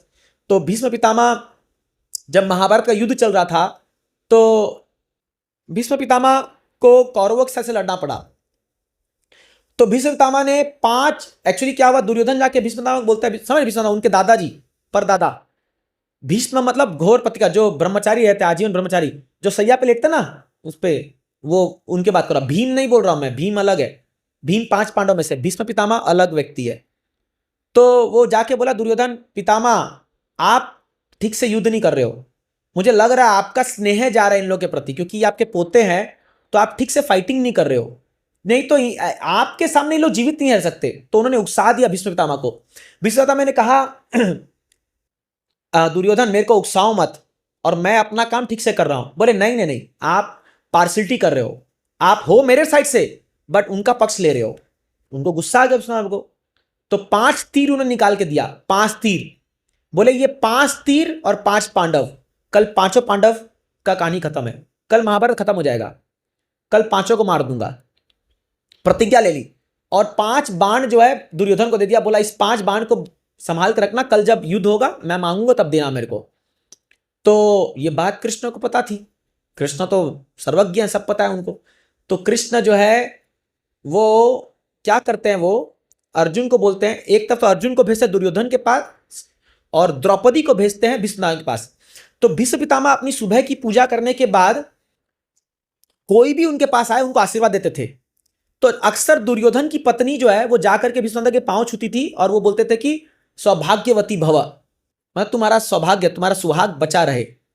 तो इस बार क्या हुआ, कृष्ण ने द्रौपदी को पहले भेज दिया और बोले देखो अभी भीष्म पूजा करके आएंगे, अपना घूंघट जो है उसको रखना और जा करके उनके चरण छू लेना जाते ही। तो भीष्म आए, इनको पता भी नहीं था कि कौन है कौन नहीं, वो आ गई अंदर और जाके छू ली, वो देखे नहीं कौन थी और बोल दिए सौभाग्यवती भव। अब सौभाग्यवती भव का वचन दिया है और आप उनके ही पति को मारने के लिए आज युद्ध होना है। तो वो अपना हाथ उठा बोलती है धन्यवाद भीष्म पितामह। तो बोले अरे तुम यहां कैसे आ गई? तो बोले मुझे कृष्ण ने भेजा आपका आशीर्वाद प्राप्त करने के लिए। तो भीष्म बोले अरे ये कृष्ण है, जब तक ना कुछ नहीं हो सकता। इधर दुर्योधन के पास कृष्ण अर्जुन को भेजे। तो देखिए जब युद्ध होता है ना, तो युद्ध में ये लोग लड़ते हैं बट बाकी समय में ये लोग पूरा भाईचारा निभाते हैं, चाय पानी पीते हैं साथ में, सब चलता है। तो अर्जुन को भेजा, तो अर्जुन जाकर के दुर्योधन को पास गया। तो दुर्योधन बोला आओ आओ मेरे भाई, क्या चाहिए तुमको बोलो। इतना खुश था दुर्योधन की कल तो मरने वाले हैं, कल तो मैं युद्ध जीतने वाला हूं, मैं राजा बनने वाला हूं, इतना खुश था। बोलता है अरे आधा राज्य चाहिए तो वो देने को तैयार हूं मैं, इसलिए ज्यादा खुश में ना कोई बेनेडिक्शन नहीं देना चाहिए। जब आप ज्यादा खुश हो ना तो मुंह से मत निकालिए ये भी ले लो वो भी ले लो, फंस जाओगे बाद में, पूरा नहीं कर पाते फिर हम लोग। तो वो बोलने लगा। तो दुर्योधन अर्जुन बोला अरे भ्राताश्री आप इतना खुश हो आज, मुझे कुछ नहीं चाहिए, मुझे केवल 5 बाण चाहिए। इसका तो पूरा चेहरा उतर गया। ये बोला अरे 5 कौन सा 5 बाण? वो जो आपको भीष्म में साथ आज दिया है, मेरे को सुनने में आया आपको मिला है 5 बाण स्पेशल गिफ्ट। बोले तेरे को कैसे पता? बोले कृष्ण ने बताया। दुर्योधन बोला यार ये कृष्ण हर जगह ये क्यों घुस जाता है, हम लोग का चल रहा ठीक ठाक है, ये क्यों घुस जाता है? तो अब बोल तो दिया, देखिए वचन के लोग नियम पालन करते थे, वचनबद्ध थे। तो ये 5 बाण रोते रोते, मतलब कोई खुशी तो नहीं है, ये बोला अरे लेगा क्या 5 बाण? ले ले वापस, फिर ले लेके दे दिया इसको। अब ये शाम को गया शिविर में भीष्म पितामह के। भीष्म पितामह बोले क्या हुआ, वो 5 बाण ठीक से है ना? तो बोला क्या ठीक से है, गया वो तो। बोले कहाँ गया? बोला वो तो ले गए, और पांडव ले गए, अर्जुन के पास चला गया वो। बोला कैसे? बोला कृष्ण ने बताया। बोले मैं तुमको बता रहा हूं ना, जब तक कृष्ण इनके साथ है तुम बाल भी बाका नहीं कर सकते हो। तो दुर्योधन बोला ऐसे कैसे, युद्ध में ये सब नहीं चलता है, युद्ध होगा कल और कल हम उनको मारेंगे। तो भीष्म को भी क्रोध आ गया, वो उकसा दिया पूरा भीष्म पितामह को, उल्टा बोल बोल के ये सब नीति है। भीष्म बोले कोई बात नहीं, ये 5 बाण गया तो क्या होगा, कल मैं ऐसा युद्ध करूंगा आज तक धरती पे ऐसा युद्ध कोई देखा नहीं होगा, और कल मैं इन 5 को खत्म करूंगा। सबसे पहले अर्जुन को मारूंगा, और या तो मैं अर्जुन को मारूंगा और या तो कल कृष्ण को अपना व्रत तोड़ना पड़ेगा, कल कृष्ण को अपना नियम तोड़ना पड़ेगा। अब दोनों में से एक ही चीज होगा, या तो अर्जुन मरेगा और या तो कृष्ण को अपना व्रत तोड़ना पड़ेगा। क्या है कृष्ण का व्रत? आपको शायद पता होगा कि जब दुर्योधन और अर्जुन गए थे कृष्ण के पास कि भाई तुम तो हमारे दोनों के भाई लगते हो, तो युद्ध में तुम किसका साथ दोगे? तो भगवान ने कहा था कि एक तरफ मेरी सेना लड़ेगी, एक तरफ मैं रहूंगा, लेकिन मैं वचन देता हूं मैं कोई अस्त्र नहीं उठाऊंगा, मैं कोई अस्त्र नहीं उठाऊंगा, मेरी सेना पूरी ले लो, 11 छौनी सेना। तो दुर्योधन को सेना ले लिया वो, और अर्जुन बोले कृष्ण तुम खाली मेरे साथ खड़े रहो बस। अर्जुन कृष्ण बोले देखो अर्जुन मैं युद्ध नहीं करूंगा। बोले नहीं तुम बस खड़े रहो, तुम जहां खड़े रहोगे, यत्र योगेश्वर कृष्ण यत्र पार्थ धनुधर तत्र श्री नित ध्रुवा नित विजय नीति मतिर ममा। जहां कृष्ण के लोग खड़े हो जाएंगे वहां जीत होनी ही होनी है। तो कृष्ण युद्ध कर रहे थे, बट तो कृष्ण बोले मैं क्या काम करूंगा फिर? बोले तुम मेरा रथ हाँको। तो भगवान जो है आप देखो सारथी बन गए, भगवान सारथी बन के आगे सोचिए अपने भक्त के लिए। अभी युद्ध शुरू हुआ और भीष्म पितामह बाण छोड़ना शुरू किए। अभी अर्जुन, अभी 9 दिन पार हो चुके थे, 8-9 दिन, ये 9वां दिन का मैं बता रहा हूं कहानी, शायद 8-9 दिन हो चुका था ये, पर इतना जबरदस्त युद्ध शुरू हो गया। अर्जुन बोला ये आज कौन सा विटामिन खा के आया ये आज, ऐसा तो आज तक अभी तक नहीं चल रहा था। ये एक बाण छोड़ा उधर से 100 आ रहा है, इसको माने तर्कस से बाण निकालने का समय ही नहीं मिल रहा और ये धगाधड़ बाण छोड़े जा रहे। कृष्ण बोले भैया आज इसको क्या हो गया, पागल हो गया ये तो मारे जा रहे। जब भगवान ने देखा कि ये तो अब पानी सिर से ऊपर चला गया, तो अर्जुन तो गया, अब ये तो लड़ ही नहीं पाएगा। तब भगवान ने अपना डोरी छोड़ा, मतलब पकड़े हुए थे ना लगाम, उसका छोड़ा और भगवान को आ गया गुस्सा, सीधा जम मारे नीचे और बोले भीष्मा इतना हिम्मत तेरा, तू अर्जुन को मारेगा। और वहां इतना गुस्से में थे भगवान कि भीष्म भी प्योर डिवोटी है, वही शुद्ध भक्त सामने खड़े, सामने शुद्ध भक्त पीछे शुद्ध भक्त, बीच में भगवान फंस गए। अभी भगवान वहां उनको कुछ समझ में नहीं आया क्योंकि अस्त्र तो कुछ था नहीं, कुछ पकड़े नहीं थे। तो अभी रथ का पहिया टूट के गिरा हुआ था। अभी जब युद्ध होता है तो बहुत सारा रथ टूटता है ना, तो पहिया गिरा हुआ था। इतना गुस्सा में थे भगवान, पहिया को पकड़ लिया ऐसे दोनों हाथ से और भागे। सामने भीष्म खड़े, भाग रहे पकड़ करके कि भीष्मा तेरे को छोड़ूंगा नहीं आज मैं। पूरा पहिया, बोलते वो पहिया उस समय सुदर्शन चक्र का रूप धारण कर लिया था, इतने क्रोध में थे भगवान। इधर से अर्जुन पकड़ रहा है भगवान को, पांव पकड़े, भगवान आप ये मत करो, आपने व्रत लिया है, दुनिया भर में आपका लांछन लगेगा, आपको लोग जो है ठगी कहेंगे, आपको बहुत बुरा भला कहेंगे, मैं आपको ये करने नहीं दूंगा। वो पकड़ा भगवान का पांव, तो भगवान उसको घसीटते हुए लेके जा रहे हैं अर्जुन को। ये सीन बहुत फेमस फोटो है हमारे इस्कॉन में, आप देखोगे घसीटते हुए लेके जा रहे हैं और भीष्म को मारने जा रहे हैं। भीष्म जब देखा कि भगवान सामने आ गए तो उसने अस्त्र छोड़ दिया, बोला मेरा काम हो गया, अब मारो मेरे को। हाथ खड़ा कर दिया, बोला मेरा काम हो गया भगवान, मैंने आपको अपना प्रतिज्ञा तोड़ने के लिए विवश कर दिया, ये मेरी जीत है, अब मैं आराम से मरूंगा। और फिर आगे अर्जुन मारता है तो पूरा सैया बनता है। फिर भगवान उनको पर्सनली जा करके जो है दर्शन देते, लास्ट तक विष्णु में रहते, पूरा 18वें दिन तक रहते हैं। और भगवान पर्सनली, भगवान सोचिए साक्षात भगवान के मौजूदगी में अपना शरीर छोड़ते हैं। ये कार्तिक के आखिरी 5 दिन विश्व पंचक आएगा। हमारे धामादा गौर पूरा पालन करने वाले 5 दिन उपवास रखते हैं, 5 दिन कुछ नहीं खाते। ये पूरा एक्सट्रीम लेवल ऑफ तपस्या है। तो ये सब तपस्वी लोग हैं यहाँ पर हमारे इस्कॉन में 2-4, मैं तो बिल्कुल नहीं हूँ। हम लोग आराम से रसगुल्ला पूड़ी उड़ी खाते रहते हैं, तो हम नहीं कर सकते हम लोग तो, बट कुछ लोग करते हैं। तो भीष्म पंचक बहुत फायदेमंद होता है। तो नहीं आओ, मैं पॉइंट ये कह रहा था, भक्त माधुरी, भगवान अपने भक्तों के लिए अपना नियम तोड़ने को तैयार है। भगवान को किसी की परवाह नहीं है, कोई दुनिया भर को गाली दे, कुछ ही बोले, मेरे को फर्क नहीं पड़ता। मेरे डिवोटी को कुछ आँच आ गया ना तो दुनिया इधर का उधर कर देंगे। आप देखिए सांदीपनि मुनि के बेटे को, वो उनका मृत्यु हो गया था, तो उनकी माँ सांदीपनि मुनि की पत्नी जब गुरुदक्षिणा की बात आई तो बोली कि देखो ये कोई साधारण व्यक्ति नहीं है, ये कृष्ण बलराम, इनसे कुछ स्पेशल मांगो। बोले क्या मांगू मैं गुरुदक्षिणा के रूप में इनसे, इतने सुंदर बालक है ये लोग। बोले हमारे मरे हुए बेटे को मांग लो। तो वो जो गुरु जी थे, आप सोचिए गुरु जी भी ऐसा डिमांड कर रहे हैं कि जो मतलब असंभव है। कोई व्यक्ति चला गया संसार से, वापस लाना बहुत मुश्किल है। तो वो जाता है, वो बोलता है कि देखिए मुझे पता नहीं संभव है कि नहीं है, लेकिन अगर आप गुरुदक्षिणा देना चाहते हैं तो मेरे मरे हुए बेटे को वापस ला दीजिए। कृष्णा बोले बस इतनी सी बात है, अभी लाता हूं। यमलोक चले गए, सीधा यमराज के पास गए, शंख बजाए, पूरा यमलोक हिलने लग गया। यमराज भाग भाग क्या, बोले क्या क्या हो गया? बोले सांदीपनि के बेटे को वापस लाओ। बोले भगवान ये नियम के खिलाफ है, ये आपका ही बनाया हुआ नियम है ये। बोले मैं कुछ नहीं जानता, मेरे गुरु के जैसे भी सारा चेंज करो, लॉ में चेंज करो, सेशन कोर्ट बिठाओ, लोकसभा राज्यसभा सब पास कराओ, अमेंडमेंट करो, सब चेंज करो, लेकिन उसको वापस लाओ। हूबहू शरीर में, जिस शरीर में वो शरीर छोड़ा था, मतलब जितना उम्र था वैसा लाके प्रकट कर दिए भगवान अपने गुरु के सामने। जो भगवान मरे हुए व्यक्ति को स्व शरीर ला सकते हैं, आप सोचिए अगर हम उनकी उपासना करेंगे तो हमको मृत्यु का काहे भय रहेगा? फिर क्या डरना मरने से? फिर समझ रहे? इसीलिए हम कृष्ण की उपासना करते हैं, क्योंकि अगर आप कृष्ण के भक्त बन गए ना, जैसे भी करके आप भक्त बन गए ना, आप इस संसार को पार कर जाओगे। बोलते हैं ये संसार भव सिंधु के समान है, इसको पार करना बहुत मुश्किल है, बहुत मुश्किल है। ये बार बार जन्म लेना पड़ता है यहाँ पर।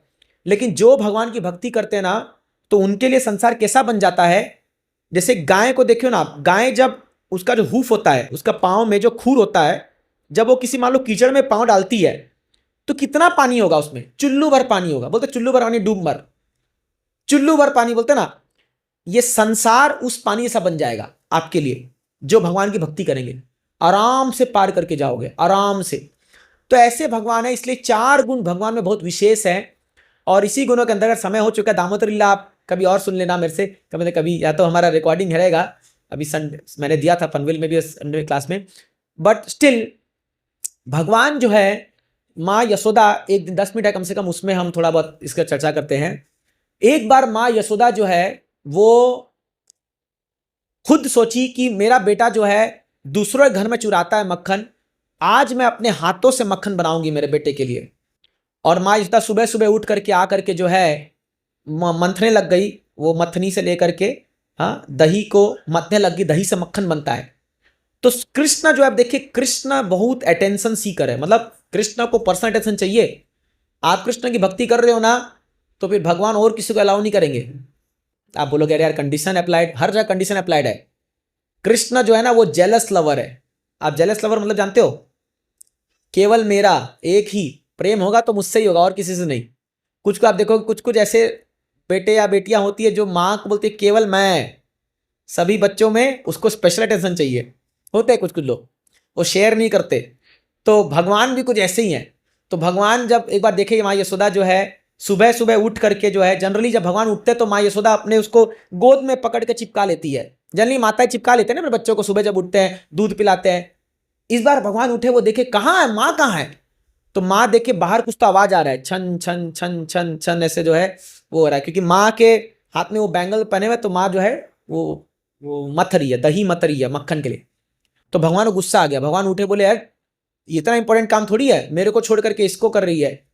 फिर जाते हैं तो भगवान क्या करते हैं, भगवान जो है माँ यशोदा से गोद में बैठी हुई है और करिए, तो भगवान ऐसे उचकते हैं माँ की तरफ में, मेरे को गोद में ले ले, मेरे को गोद में ले ले। तो माँ उसको बोलती चल साइड हो, काम करने दे, काम करने दे। हाँ, आपको एक्सपीरियंस होगा जब करते हैं तो बच्चा आता है ना ऐसा, तो बार बार बच्चा आ रहा है माँ के इधर घुसने का प्रयास कर रहा है, उसके गोद हाथ और ये कम जांग के बीच में। तो फिर क्या होता है, वो इतना प्रेशर लगाते हैं कृष्णा की घुस जाते हैं, वो थोड़े से जगह में घुस जाते हैं कृष्णा। अभी क्या होता है, माँ दूध भी गर्म करने के लिए रखी हुई है, एक पॉट में, एक बड़े भांडे में दूध गर्म हो रहा है। तो क्या है, कृष्ण घुस यहां आते ही माँ का दूध पीने के लिए उचकते हैं। तो जब वो भांड में जो दूध है, वो दूध देखता है कि अगर कृष्णा भी अपनी माँ का दूध पी लिए तो फिर मुझे नहीं पिएंगे, पेट भर जाएगा इनका। तो वो सोचता है कि मेरा जीवन बेकार हो गया है, इसलिए मेरे को सुसाइड करना चाहिए। तो आचार्य ऐसा लिखते हैं, तो वो दूध ऊपर उफान हो गया जाता है, उफान आता है दूध में, उफान आता है ना, ऊपर आ जाता है पूरा। तो दूध जब ऊपर आता है, जस्ट गिरने को ही था, तो माँ इसमें क्या करती है, तुरंत कृष्ण को उठा के रखती, चल साइड हो, और भागती है उसको रोकने के लिए। जैसे अपन भागते ना माता लोग किचन में, बंद कर गैस। मुझे बहुत याद है बचपन में मम्मी और माँ बोलती दे जा गैस बंद कर दे, दूध में उफान आ गया, गैस बंद कर दे। तो जाके हम नॉब कई बार उल्टा घुमा देते थे और तेज हो जाता था। पहले पता नहीं था तो और तेज। तो इसलिए वो जैसी माँ जाती है यशोदा, अब कृष्ण तो अल्टीमेट गुस्सा आ गया, बोले यार गजब है, अपनी तो वैल्यू नहीं है कुछ, है मेरे को माँ दूध नहीं पिला रही है ना, मेरे को अटेंशन दे रही है, आज ये ऐसा क्या काम आ गया। बोलते कुछ ऐसा काम करना पड़ेगा जो पूरा अटेंशन मेरे तरफ आएगा। बोले मतलब कुछ नटखट करना पड़ेगा। तो क्या करते हैं, वो बगल में पत्थर रहता है, उसको दे करके जितना दही पूरा भांड में रखा होता धम से फोड़ते हैं उसको। वो एक वहाँ अभी गांव में आप देखो मट्टी का बर्तन रहता है, मट्टी का पूरा भांड बना हुआ था, उसको फोड़ देते हैं और पूरा दही जो है फैल जाता है पूरा रूम में, पूरा दही दही हो गया एकदम। अभी जब माँ यशोदा देखती है, वहां से आती है वो दूध को करके ठीक करके, वो बोलती है बाबा तू सही में बहुत बदमाश हो गया है, आज तेरे को दंड देना पड़ेगा। और तुरंत छड़ी उठाती है। आज तक कभी छड़ी नहीं उठाती माँ, लेकिन आज छड़ी उठाती है उसको मारने के लिए। तो कृष्ण भागते हैं, पूरे आंगन में भागते हैं। अब बड़ा अमेजिंग है, कृष्ण कितने बड़े होंगे और उतना क्या भागना होगा, बट ऐसे भाग रहे यशोदा माँ पकड़ ही नहीं पा रही है। तो बोलते हैं माँ यशोदा के सिर पे जो फूल लगे हुए थे, आप देखोगे माताएं लोग बाल में फूलों का वो पहनते, आजकल तो आर्टिफिशियल पहन लेते हैं, पहले ओरिजिनल पहनते थे सब लोग। कुछ लोग ओरिजिनली पहनते हैं। वो फूल गिरने लगा। तो क्यों गिरता, आचार्य क्या कहते हैं कि जब फूल देखता है कि माँ यशोदा कृष्ण को पकड़ने के लिए भाग रही है, तो वो सोचता है मेरा स्थान इनके सिर पे, इनके चरणों में है, इसलिए गिरता है चरणों में कि हे माँ यशोदा तेरे को प्रणाम है कि तू आज उस व्यक्ति को पकड़ने जा रही है जिसको तीनों ब्रह्मांड में जिसको पकड़ने की ताकत नहीं है किसी के पास, आज आप उसको पकड़ने जा रहे हो। तो बाल से फूल गिरता है उनके चरणों में। ये सब ग्राफिकल है, और एक्चुअली आध्यात्मिक जगत में सारी वस्तुएं जो है ना वो कॉन्शियस है, मतलब वो सब सोचते हैं, वो सब लीला में भाग लेते हैं।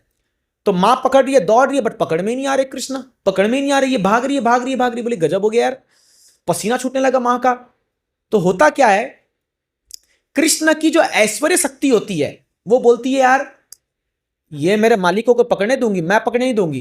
तो एक तरफ मां यशोदा का प्रेम शक्ति है, इधर कृष्ण की ऐश्वर्य शक्ति है, दोनों में युद्ध होता है।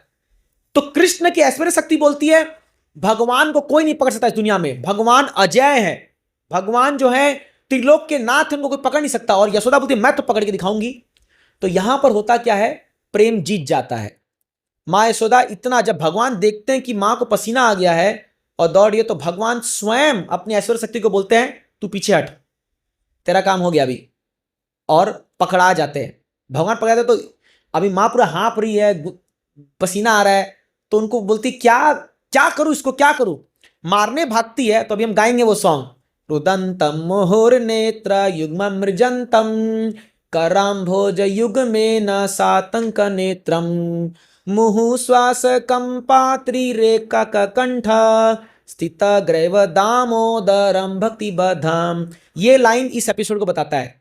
हाँ, रुदंतम मुहुर नेत्र युग्म मृजंतम, जब मां मारने जा रही है तो रुदंतम, आंखों में से आंसू आते भगवान के, फॉल्स टीयर है ये, मारी थोड़ी अभी तक, मतलब रोने का नाटक कर रहे हैं, आंख को ऐसे मल रहे हैं भगवान कृष्ण। हाँ, युग्म मृजंतम कराम भोज युग में न सातंक नेत्रम।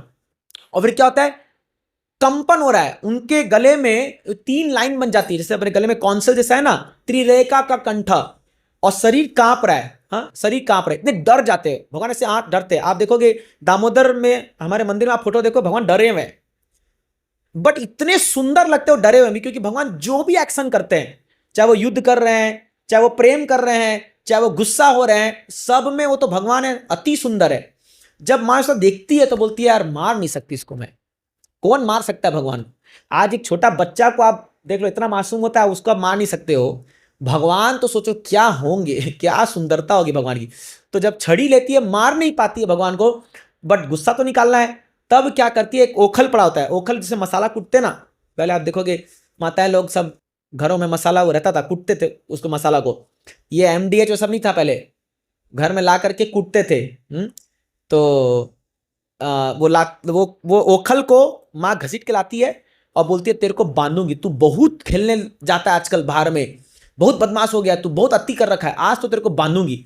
और रस्सी जो पकड़ में था सामने हम दिखा, उसको बांधने का प्रयास करती है, बट 2 उंगली छोटा पड़ता है रस्सी, 2 उंगली माँ का। अब क्या होता है, माँ बोलती है अरे बाबा ये क्या हो गया अब, तो इसको और बांध के बोलती कहीं जाना मत, नहीं तो इस बार सही में धोऊंगी पकड़ के, और रस्सी लेके आती है अंदर से। बोलते सारा रस्सी ढूंढ के ले आई, जब भी बांध रही है 2 उंगली छोटा। अरे भगवान का पेट में क्या पूरा संसार समाया हुआ है, बांध पाएगी भगवान को। तो आचार्यगण कहते हैं, हमारे शास्त्र कहते हैं 2 उंगली का मतलब क्या है, हमारा प्रयास और भगवान की कृपा। आप भगवान को कभी बांध नहीं सकते, 2 ही चीज, जब आप प्रयास करते हो भगवान को भक्ति करने का, तो भगवान की कृपा होती है। जब ये 2 चीज का मिलन होगा तब भगवान बंध जाते हैं, भगवान भक्ति बद्धम, भक्ति में बंध जाते हैं भगवान। बट यशोदा माँ ठान रखती है आज तो बांधूंगी, तो इतना प्रयास करती है कि भगवान बंध जाते हैं। और जब भगवान बंध जाते हैं तो ये खिड़की में, जैसे खिड़की है वहां पर उनके सारे जो गोपगण आते हैं, सारे लोग, इवन बंदर अंदर बोलते हैं यार आज तो सारा प्लान चौपट हो गया, आज तो उसके घर में चोरी करना था मक्खन, सारा प्लान एकदम था, ये तो मेन लीडर ही बंद गया यहाँ पर, ले कहानी खत्म, सब खराब हो गया, चौपट हो गया प्लान। तो सब खिड़की से झांक रहे हैं, किसी की हिम्मत नहीं हो रही अंदर जाने की, सब छड़ी खाएंगे पता है माँ यशोदा से। तो सब बोलते हैं कौन इनको जाके छुड़ाएगा अभी, तो बोलते हैं बलराम जी को लाओ, क्योंकि बलराम जी बड़े भाई है और यशोदा के अपने पुत्र नहीं है, रोहिणी के पुत्र है वो। तो बलराम जी जाते हैं, माँ यशोदा को बोलते हैं माँ छोड़ देना। अरे इतना थोड़ी, ये लोग गोपिया लोग बहुत कंप्लेन कर रही है, इतना भी नटखट नहीं है हमारा काना, ये ज्यादा शरारती नहीं, थोड़ा बहुत चुराता है, चलता है, बट ज्यादा नहीं है। तो माँ बोलती है अभी मेरा मूड ऑफ है, तू निकल यहां से। तो बलराम जी समझा रहे, लेकिन बलराम जी को भी गुस्सा आ जाता है, क्योंकि बलराम जी देखिए कृष्ण की सेवा के लिए बलराम जी कुछ भी करने को तैयार है। ये जो आप मृदंग, हारमोनियम, जो भी आप चीज देख रहे हो ना, ये सब बलराम जी है। ऑल्टर मंदिर का करताल, ये सब बलराम जी है। भगवान की सेवा के लिए कुछ भी बनने को तैयार है, अनंत शेष बन जाते हैं भगवान जिस पे सोते हैं। जितनी भी तदियां हैं, जितने भी सामग्री हैं जो भगवान को यूज में लाते हैं, वो सब बलराम जी का रूप है, एक्सपेंशन है। तो बलराम जी को बर्दाश्त नहीं होता कि कृष्ण को बांध दिए, उनके स्वामी हैं, उनके तो परम भगवान है। तो बलराम जी को बहुत बोलते, माँ तू जानती है कौन है ये? अरे ये नरसिंह देव है, इसने हिरण्यकशिपु को फाड़ दिया था पूरा चीर करके। ये वामन देव है, एक छलांग में इसने पूरा तीनों लोग तार दिया था। ये वराह देव है, ये मत्स्य अवतार है, कुर्म अवतार है, सारा 10 अवतार गा दिए पूरा उनके सामने। और बोलती है मैं कौन हूं जानती है तू? अरे मैं अनंत शेषु, मेरे सिर के फन पे पूरा ब्रह्मांड समाया हुआ है, चाहूंगा तो एक में चकनाचूर कर सकता हूं। माँ यशोदा पीछे छड़ी निकालती, एक धमा से लगाती हुए, भाई यहां से, सारे अवतार मेरे घर पैदा हुए, निकले यहां से। भाग जाते हैं। ये प्रेम है, किसी की हिम्मत नहीं है। वो बलराम जी जो एक हल से पूरा हस्तिनापुर को जो है ना एक बलराम जी का एपिसोड आता है एक बार रुक्मिणी का भाई है, वो लोग गैम्बलिंग कुछ मैच खेल रहे थे, मतलब लूडो को तो खेल रहे थे, उसमें चीटिंग करता है, चीटिंग करके हंस रहा था। बलराम जी एक मार दिए मुंह में, सब के सब वहीं मर गए। इतनी ताकत है बलराम जी के अंदर, बड़ा भयंकर ताकत है। बट यहां माँ यशोदा के सामने बड़ा बड़ा बोल रहे हैं, बट कुछ करने की ताकत नहीं है, क्योंकि माँ है, प्रेम है। यही पॉइंट है भक्ति का जो सबसे बड़ा प्लस पॉइंट, क्या? प्रेम के आगे कुछ नहीं चलता है। ये जो भगवान का ऐश्वर्य है, भगवान की शक्ति, ताकत, ये सब छीन हो जाती है प्रेम के सामने। इसीलिए जो लोग प्रेमा भक्ति करते हैं, अब प्रेम भक्ति कैसे होती है? अहेतु की, अप्रतिता, कुछ नहीं चाहिए। जनरली इस दुनिया में जो भक्ति करते हैं भगवान की, उनका बिजनेस वे होता है, मतलब डिमांड रहता है, हे भगवान तुमको 100 रुपए का लड्डू चढ़ाया, कम से कम 1 लाख का मुनाफा होना चाहिए मेरे धंधे में। अगर 1000 का चढ़ाया तो 1 करोड़ होना चाहिए, मल्टीप्लाई करके मिलना चाहिए हमको। ये माइंडसेट रहता है हम लोग का। हम मंदिर भी जाते हैं तो अपना बहुत लिस्ट रहता है, लिस्ट 1, लिस्ट 2, लिस्ट 3, ये चाहिए, वो चाहिए, ये चाहिए, वो चाहिए। बट दिस इज नॉट प्रेम। ये प्रेम नहीं है। प्रेम में कोई मांग नहीं होनी चाहिए। तो इसलिए जो प्रभुपाद जी हमको सिखाते हैं, जो भक्ति हमको हमारे आचार्यगण सिखाए, वो प्रेमा भक्ति है। तो इसलिए प्रेम भक्ति जब आप करोगे तो आप भगवान खुद आपके हो जाएंगे। समझ रहे हो? ये हमारा फिलॉसफी है, गौड़ या वैष्णव का फिलॉसफी है। तो ये कोई बड़ा डिफिकल्ट नहीं है। अगर आप हमारे आचार्यगण के द्वारा दिए गए सिद्धांतों को पालन करेंगे तो हम धीरे धीरे हम भी उस अवस्था में पहुंच सकते हैं। एनी हाउ, अगर आपके मन में कोई इच्छा भी है, कोई दिक्कत नहीं, एटलीस्ट कृष्ण की भक्ति कीजिए, वो धीरे धीरे इच्छा खत्म हो जाएगी और मन शुद्ध हो जाएगा। तो ये प्रेमा भक्ति सिखाने के लिए चैतन्य महाप्रभु इस धरातल पर आए थे, और उन्होंने हम लोग को ये हरे कृष्ण महामंत्र दिया है, जो हम जप करते, कीर्तन करते हैं। और ये महामंत्र जप करते करते जो है हृदय में प्रेम का संचार होगा। तो इसलिए हम सब इस्कॉन के डिवोटीज जो है, ये खास करके ये हरे कृष्ण महामंत्र का जप करते हैं। आप भी जप कीजिए। देखिए जीवन बहुत कम है हम लोग के पास, अभी किसी का कोई भरोसा नहीं है, कब किसका नंबर आ जाए कोई जानता नहीं है। इसलिए जितना समय है भक्ति में लगाइए, इसको भक्ति कीजिए, ये आपको वो चीज देगा। ऐसे ऐसे बेनिडिक्शन आपको मिलेंगे ना, आप गदगद हो जाओगे। आपको पता नहीं है ऐसा आनंद का सागर हमारे सामने बैठा हुआ है, और हम लोग कहाँ है दुनिया में। ध्रुव महाराज जब भगवान को देखे बोले, अरे मैं तो कुछ टूटे हुए क्या बोलते ग्लास के टुकड़े, कांच के टुकड़े ढूंढने आया था, बट मेरे को तो दिव्य हीरा मिल गया। हमको भी आइडिया नहीं है कि क्या चीज हमारे लिए रखा हुआ है हमारे आचार्यगण ने, हमारे पूर्वजों ने, और हम लोग ये दुनिया में क्या ढूंढ रहे हैं। हम फालतू चीजों के पीछे पागल हो रखे हैं। बट अगर आप भक्ति करोगे तरीके से ना, तो वो जो सुख मिलेगा ना, उसका कोई कंपैरिजन नहीं है, और वो अनंतम, वो बढ़ता जाएगा, उसकी कोई सीमा नहीं है। आनंदाम बुद्धि वर्धनम, कोई एंड नहीं है उसका। ये सच्चाई है। ये भारत इसलिए बना हुआ है। ये भारत में सुख सुविधा इतना दरकार नहीं है हम लोग को। हम लोग थोड़ा आराम से रह करके भक्ति करके अपना ये जीवन भी सफल कर सकते हैं, और अगला जीवन भी हम लोग का बहुत सुंदर हो जाएगा अगर हम भगवान की भक्ति करेंगे। तो बाकी आप सब, इस्कॉन मंदिर आपके नज़दीक है, आप लोग मंदिर में आइए, और आपके घर में यहाँ जो योगेश्वरी माता जी है, उनका फैमिली है, पूरा भक्ति करते हुए हर संडे प्रोग्राम में आते हैं। और देखिए उनका घर कितना सुंदर, इतना बढ़िया ऑल्टर, एक रूम पूरा ऑल्टर के लिए दे रखा है, भगवान को दे रखा है। ये इसको कहते हैं कि देखिए अभी आप घर में जाते हो तो ऑफकोर्स बड़ा टीवी यहाँ पर भी है, बट बड़ा बड़ा टीवी रहेगा घर में, बट ऑल्टर मतलब भगवान का स्थान एक छोटा सा कमरे के एंड में लटका रहेगा, और उसमें एक बुझा हुआ बल्ब जलता रहेगा। बुझा हुआ बल्ब मैं इसलिए बोल रहा हूँ क्योंकि टिम टिम टिम करता रहता है, फिर बुझ जाता है। 6 महीना बाद दिखता है, रही दिवाली में ये तो बुझ गया है, इसको चेंज करो। ये घरों का कंडीशन है हमारे, खास करके हिंदुओं के घरों का भी ये कंडीशन है। तो माफ कीजिए, ऐसा नहीं है, लेकिन सच्चाई है। हम देखते हैं घरों में, इसलिए बता रहे हैं आपको। बट ऐसे घर देखिए, घुसते ही जब ऑल्टर में घुसे, कितना मस्त लग रहा है, बढ़िया भगवान का फोटो, पूरा ऑल्टर, वे ऐसे ऐसे हमारे सुनील सिंह प्रभु जी है, उनके घर में आप जाओगे, बड़ा सा ऑल्टर है, ये मतलब घर में प्रमुख स्थान भगवान को, बाकी चीजें बाद में। ये दिखाता है कि आपके हृदय में भगवान है, क्योंकि आप प्रोमिनेंट स्थान उसी को दोगे जो आपके हृदय में। सच है कि नहीं है? जो चीज आप पसंद करते हो वही चीज आप सामने दिखाओगे दुनिया को। तो इसीलिए भगवान को स्थान दीजिए अपने जीवन में, अपने हृदय में। फिर देखिए भगवान क्या करते हैं, वो इतना सुंदर बना देंगे जीवन को ना, कि आप सपने भी नहीं सोचोगे कि कैसा सुंदर जीवन बन जाएगा। तो इन्हीं शब्दों के साथ मैं भगवान से प्रार्थना करता हूँ आज के दिन, यहाँ जो भी लोग आए हैं, आपको भगवान इस सत मार्ग में आगे बढ़ाएं और आपको भक्ति में आगे बढ़ाएं। इस समय 9 बज चुका है ऑलरेडी, हमें दामोदर अष्टकम गाना है, फिर दीपदान ऑफर करेंगे।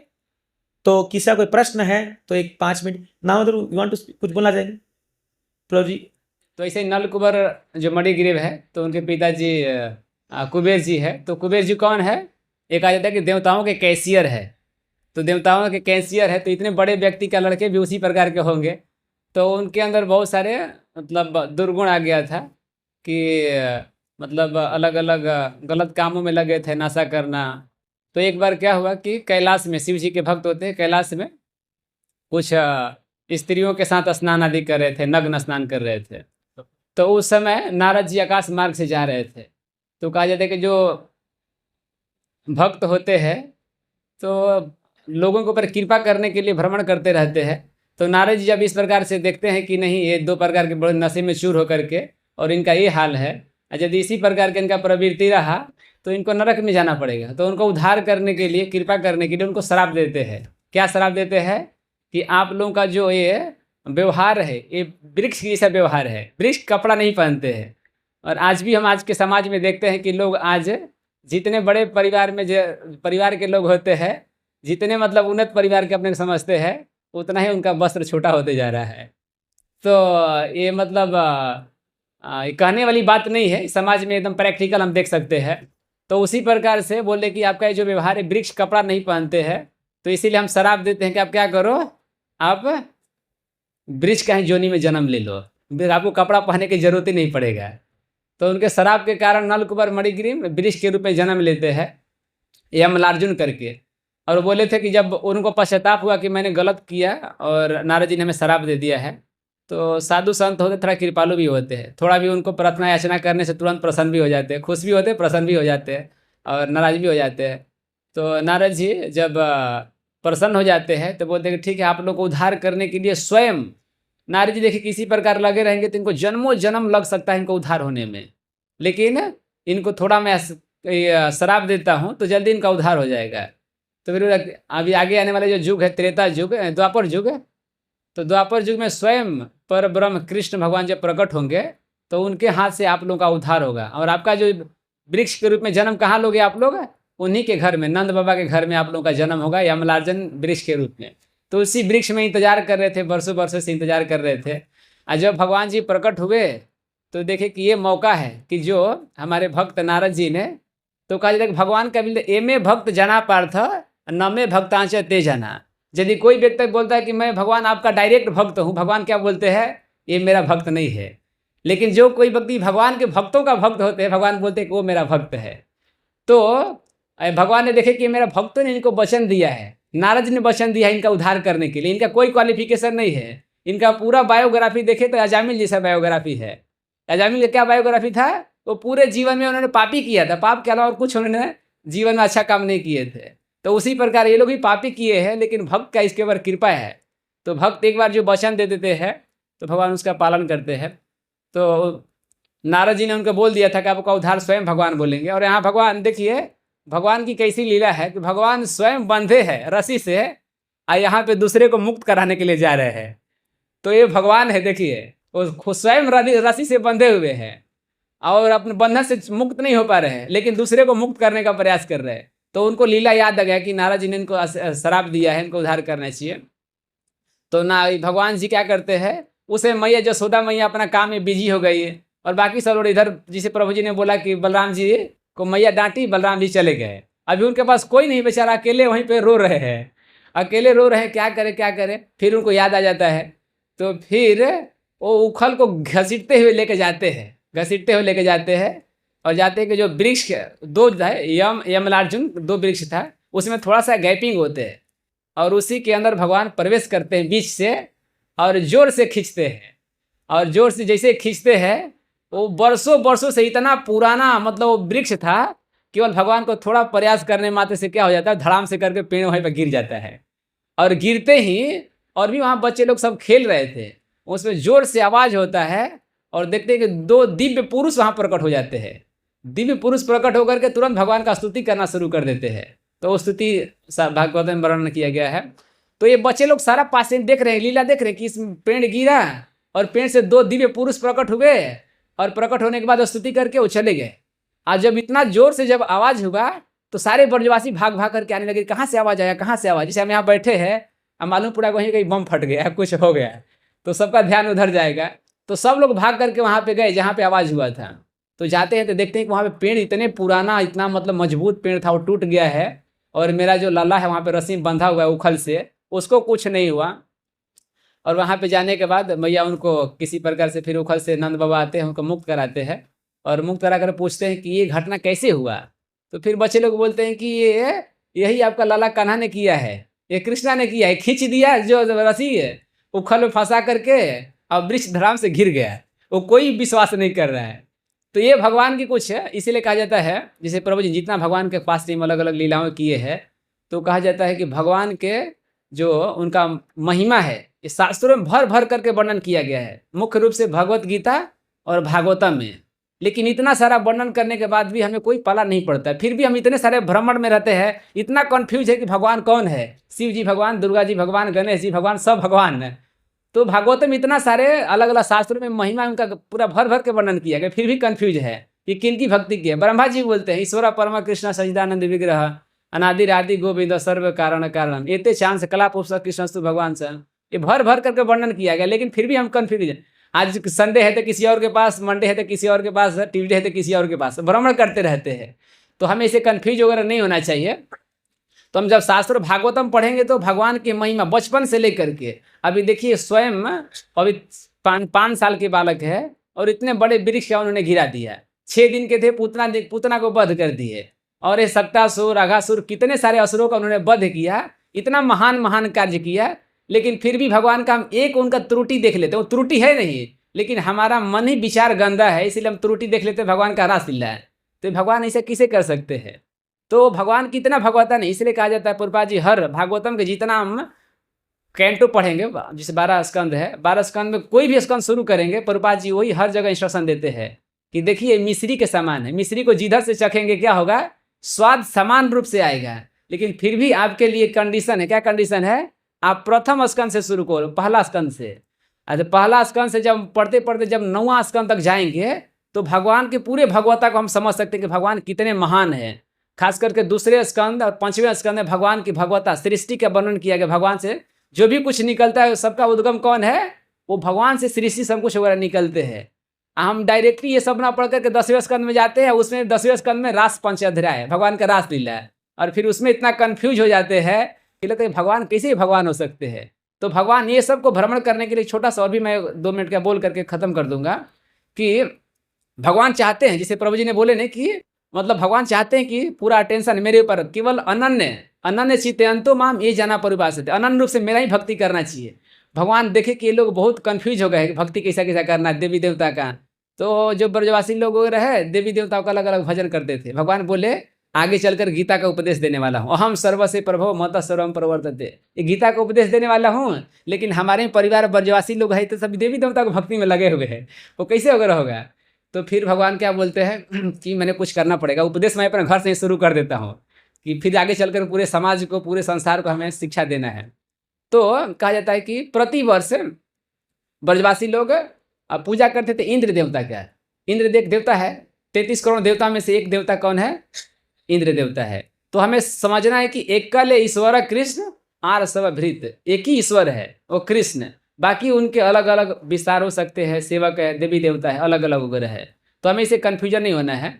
तो शास्त्र हम पढ़ेंगे तो सारा डाउट क्लियर वगैरह हो सकते हैं। लेकिन हम इसीलिए बोलते हैं जैसे आपको कंप्यूटर खराब हो गया तो कहाँ पे जाएंगे आप, कंप्यूटर खराब है तो कहाँ जाएंगे, जो कंप्यूटर का इंजीनियर है वहाँ पे जाएंगे। आपको बीमारी होगा तो कहाँ जाएंगे, डॉक्टर के पास जाए ना, कि कब जाएंगे इंजीनियर के पास। बीमारी तो इंजीनियर के पास जाएंगे, नहीं जाएंगे। आप जाएंगे डॉक्टर के पास। कंप्यूटर खराब हो गया तो डॉक्टर के पास नहीं जाएंगे, कहाँ जाएंगे? इंजीनियर के पास ही जाएंगे। तो उसी प्रकार का आध्यात्मिक कोई शिक्षा चाहिए तो आप इधर उधर चलते फिरते ही ना किसी को सुन करके, अरे वो फलाना आदमी बोल रहा है कि नहीं कृष्ण तो रासलीला करते हैं, ऐसा ऐसा वगैरह वगैरह है, हम उनका पूजा करें। तो इसीलिए हमें बाकी जिस प्रकार से हम फॉलो करते हैं उसे आध्यात्मिक रूप जो अथॉरिटी है, अथॉरिटी से हम सुनेंगे तो कोई कन्फ्यूजन नहीं होगा। लेकिन हम कन्फ्यूजन तब होते हैं कि चलते फिरते किसी रिक्शे वाले, पान खाने वाले किसी को हम बात सुन के लेते नहीं, इसे भक्ति कैसे करना है। लेकिन हम प्रॉपर अथोराइज है लोगों से हम जब भगवान के बारे में सुनेंगे तो कोई कन्फ्यूजन नहीं होगा। तो भगवान यहाँ पे शिक्षा देने के लिए कि मतलब पूजा करनी चाहिए हमेशा ही, और देवी देवता का पूजा, और इसमें काफ़ी सारी शिक्षा मिल सकती है। देवी देवता की पूजा और भगवान की पूजा में क्या अंतर है। ये जो कि ब्रजवासी वर्षों वर्षों से पूजा कर रहे थे, किसका? इंद्र का पूजा कर रहे थे। लेकिन एक बार भगवान के कहने से बोले कि इस बार इंद्र की पूजा नहीं होगा, आप पूजा करना है तो गोवर्धन जी के पूजा करो। गोवर्धन जी के पूजा करने से गोवर्धन जी हमें सब कुछ जो भी आवश्यकता है वो सब कुछ प्रदान कर सकते। इसीलिए गोवर्धन जी के बोलते हैं नमस्ते गिरिराजाय श्री गोवर्धन नामिने अशेष कलेश नसाय परमानंद न। सब कुछ भगवान गिरिराज जी प्रदान वगैरह कर सकते हैं। तो आपको पूजा करना है तो गिरिराज जी के करो, बाकी इंद्र को पूजा करने की जरूरत नहीं है। इंद्र एक डिपार्टमेंट का हेड है, उनके ऊपर अथॉरिटी है, वो भगवान अथॉरिटी है। तो इसके लिए आपको उनको संतुष्ट रहना। हम घूस देने से कोई नहीं है, घूस देने से क्या होगा, समाज में केवल और केवल भ्रष्टाचार फैलने वाला है। तो भगवान इस भ्रष्टाचार को रोकना चाहते थे, तो बोले कि इसको करने की जरूरत नहीं है, पूजा करने तो गिरिराज जी के पूरा। तो सब लोग मिल करके ठीक है उनसे प्रेम करते थे, सब लोग ब्रजवासी वगैरह है। उन्होंने बोला, तैयार हो गए, चलो इस बार तुम बोल रहे हो तो तुम्हारी प्रसन्नता के लिए, हम लोग को कोई इच्छा नहीं है, हम तो हमारे बोलने पर हम कर रहे हैं ऐसा। तो सब लोग ब्रजवासी इंद्र का पूजा करना शुरू कर देते हैं और पूजा करते हैं। और जब कैलेंडर जब देखते हैं इंद्रदेव, नारद जी जाकर के बोल भी देते हैं, वो नारद जी कोई भरोसा नहीं है। तो जा करके इंद्र जी को जो बात मालूम पड़ता है कि अरे तो जो हमारा पूजा करने का जो तिथि था वो तो तिथि निकल गया, लेकिन हमारा कोई ब्रजवासी पूजा ही नहीं किया है। वो बहुत उसे गुस्सा आता है इंद्रदेव को, और गुस्सा आता है, बोलते हैं कि आज मैं सबको सबक सिखा दूंगा और इतना बड़ा पनिशमेंट दूंगा कि दुनिया संसार में इसके बाद और कोई ऐसा हिम्मत नहीं करेगा। इसीलिए बोले पहले के लोग राजा महाराजा काला पानी के सजा वो देते थे। काला पानी का सजा क्या होता है कि मतलब काफ़ी कड़ा सजा उनको देते थे। और आज क्या कि सजा भी देते हैं तो फिर पता नहीं वो सजा है कि उनको पुरस्कार देते हैं, कोई पता ही नहीं चलता है कि सजा है कि उनके लिए पुरस्कार हो जाता है। लेकिन वो इंद्र बोले कि हम ऐसा सजा देंगे इनको कि ये भूतो न भविष्यति, आज तक कोई भी हिम्मत नहीं करेगा। तो क्या सजा दिए? बोले कि हम इनका पूरा मटिया मीट पूरा खत्म कर देते हैं। तो समंतक बादल का उन्होंने आदेश दिया कि जाकर के पूरे ब्रज को डुबा दो, सबको खत्म कर दो। आज के बाद ना रहेगी बांस ना रहेगी बांसुरी, ऐसा कोई हमें नहीं चाहिए। तो समंतक बादल का उन्होंने आदेश देते हैं, आकर के पूरा वर्षा शुरू कर देते हैं। वर्षा शुरू हो जाते हैं और फिर सारे ब्रजवासी बोले कि देखो कान्हा तुम्हारे कहने पर हमने नहीं किया था, आज देखो इंद्र देवता ने नाराज हो गया है और आपको कुछ करना पड़ेगा। भगवान क्या करते हैं, देखिए भगवान की भगवता है, 7 साल की उम्र है भगवान, और क्या करते हैं वो गोवर्धन पर्वत को उठा लेते, 7 साल का। अभी हम हरे कृष्णा महामंत्र बोल, हरे कृष्णा कृष्णा कृष्णा हरे हरे, हरे राम। अभी ये पूरा महामंत्र बोलना है तो ठीक है, आप लोग तो पूरा कंटिन्यू हाथ ऊपर उठा करके रखे। तो काफ़ी लोग पूरे महामंत्र बोलने तक भी हाथ नहीं उठाते, उनका हाथ दर्द करने लगता है। तो वो समझिए खाली केवल हाथ रखने में ही प्रॉब्लम होता है। तो जिनको मतलब पूरा हमें 7 दिन पर्वत उठा कर रखना है, वो कौन उठा कर रख सकते हैं? तो इसको बोलते हैं भगवान। चाहे 7 साल की उम्र में हो, भगवान का कोई उम्र का ही नहीं रहेगा। भगवान चाहे बच्चे हो, चाहे मतलब जवान हो या बूढ़े तो भगवान होते नहीं है।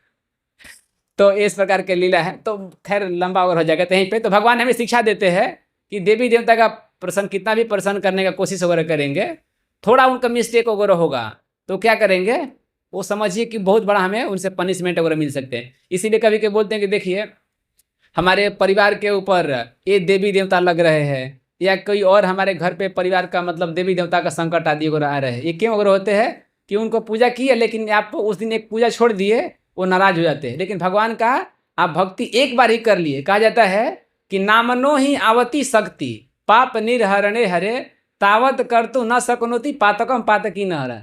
एक बार कोई भगवान का नाम ले लेता है, पूरा जीवन का वो क्या करते हैं, वो सब पाप खत्म कर दे। अजामिल ने केवल एक बार भगवान का नाम लिया है, और एक बार नाम लेने से क्या हो गए, भवसागर के पार हो गए। तो इसीलिए कहा जाता है कि भगवत गीता के 2 अध्याय के 40 नेहा विक्रम न स्वस्ति प्रत्यावायो न विद्यते सु अल्पमप से धर्म से त्रायते महत्व भयात। अब थोड़ा ही भगवान का भजन कर लिए, उतना ही से भगवान आपको वो लाभ दे देंगे, आपकी कल्पना से बाहर हो सकती है। तो ये कार्तिक महीना एक भक्ति का एक बाढ़, एक लहर चल रही है। तो अब जितना इस भक्ति में आप मतलब बढ़ करके आप इसका भक्ति का लाभ उठा सकते हैं। तो भक्ति का मतलब इस कार्तिक का बहुत अनंत महिमा है, लेकिन समय हो गया है तो मैं वाणी को विराम दूंगा। और थैंक यू प्रभु जी ने मेरा कुछ थोड़ा समय दिए।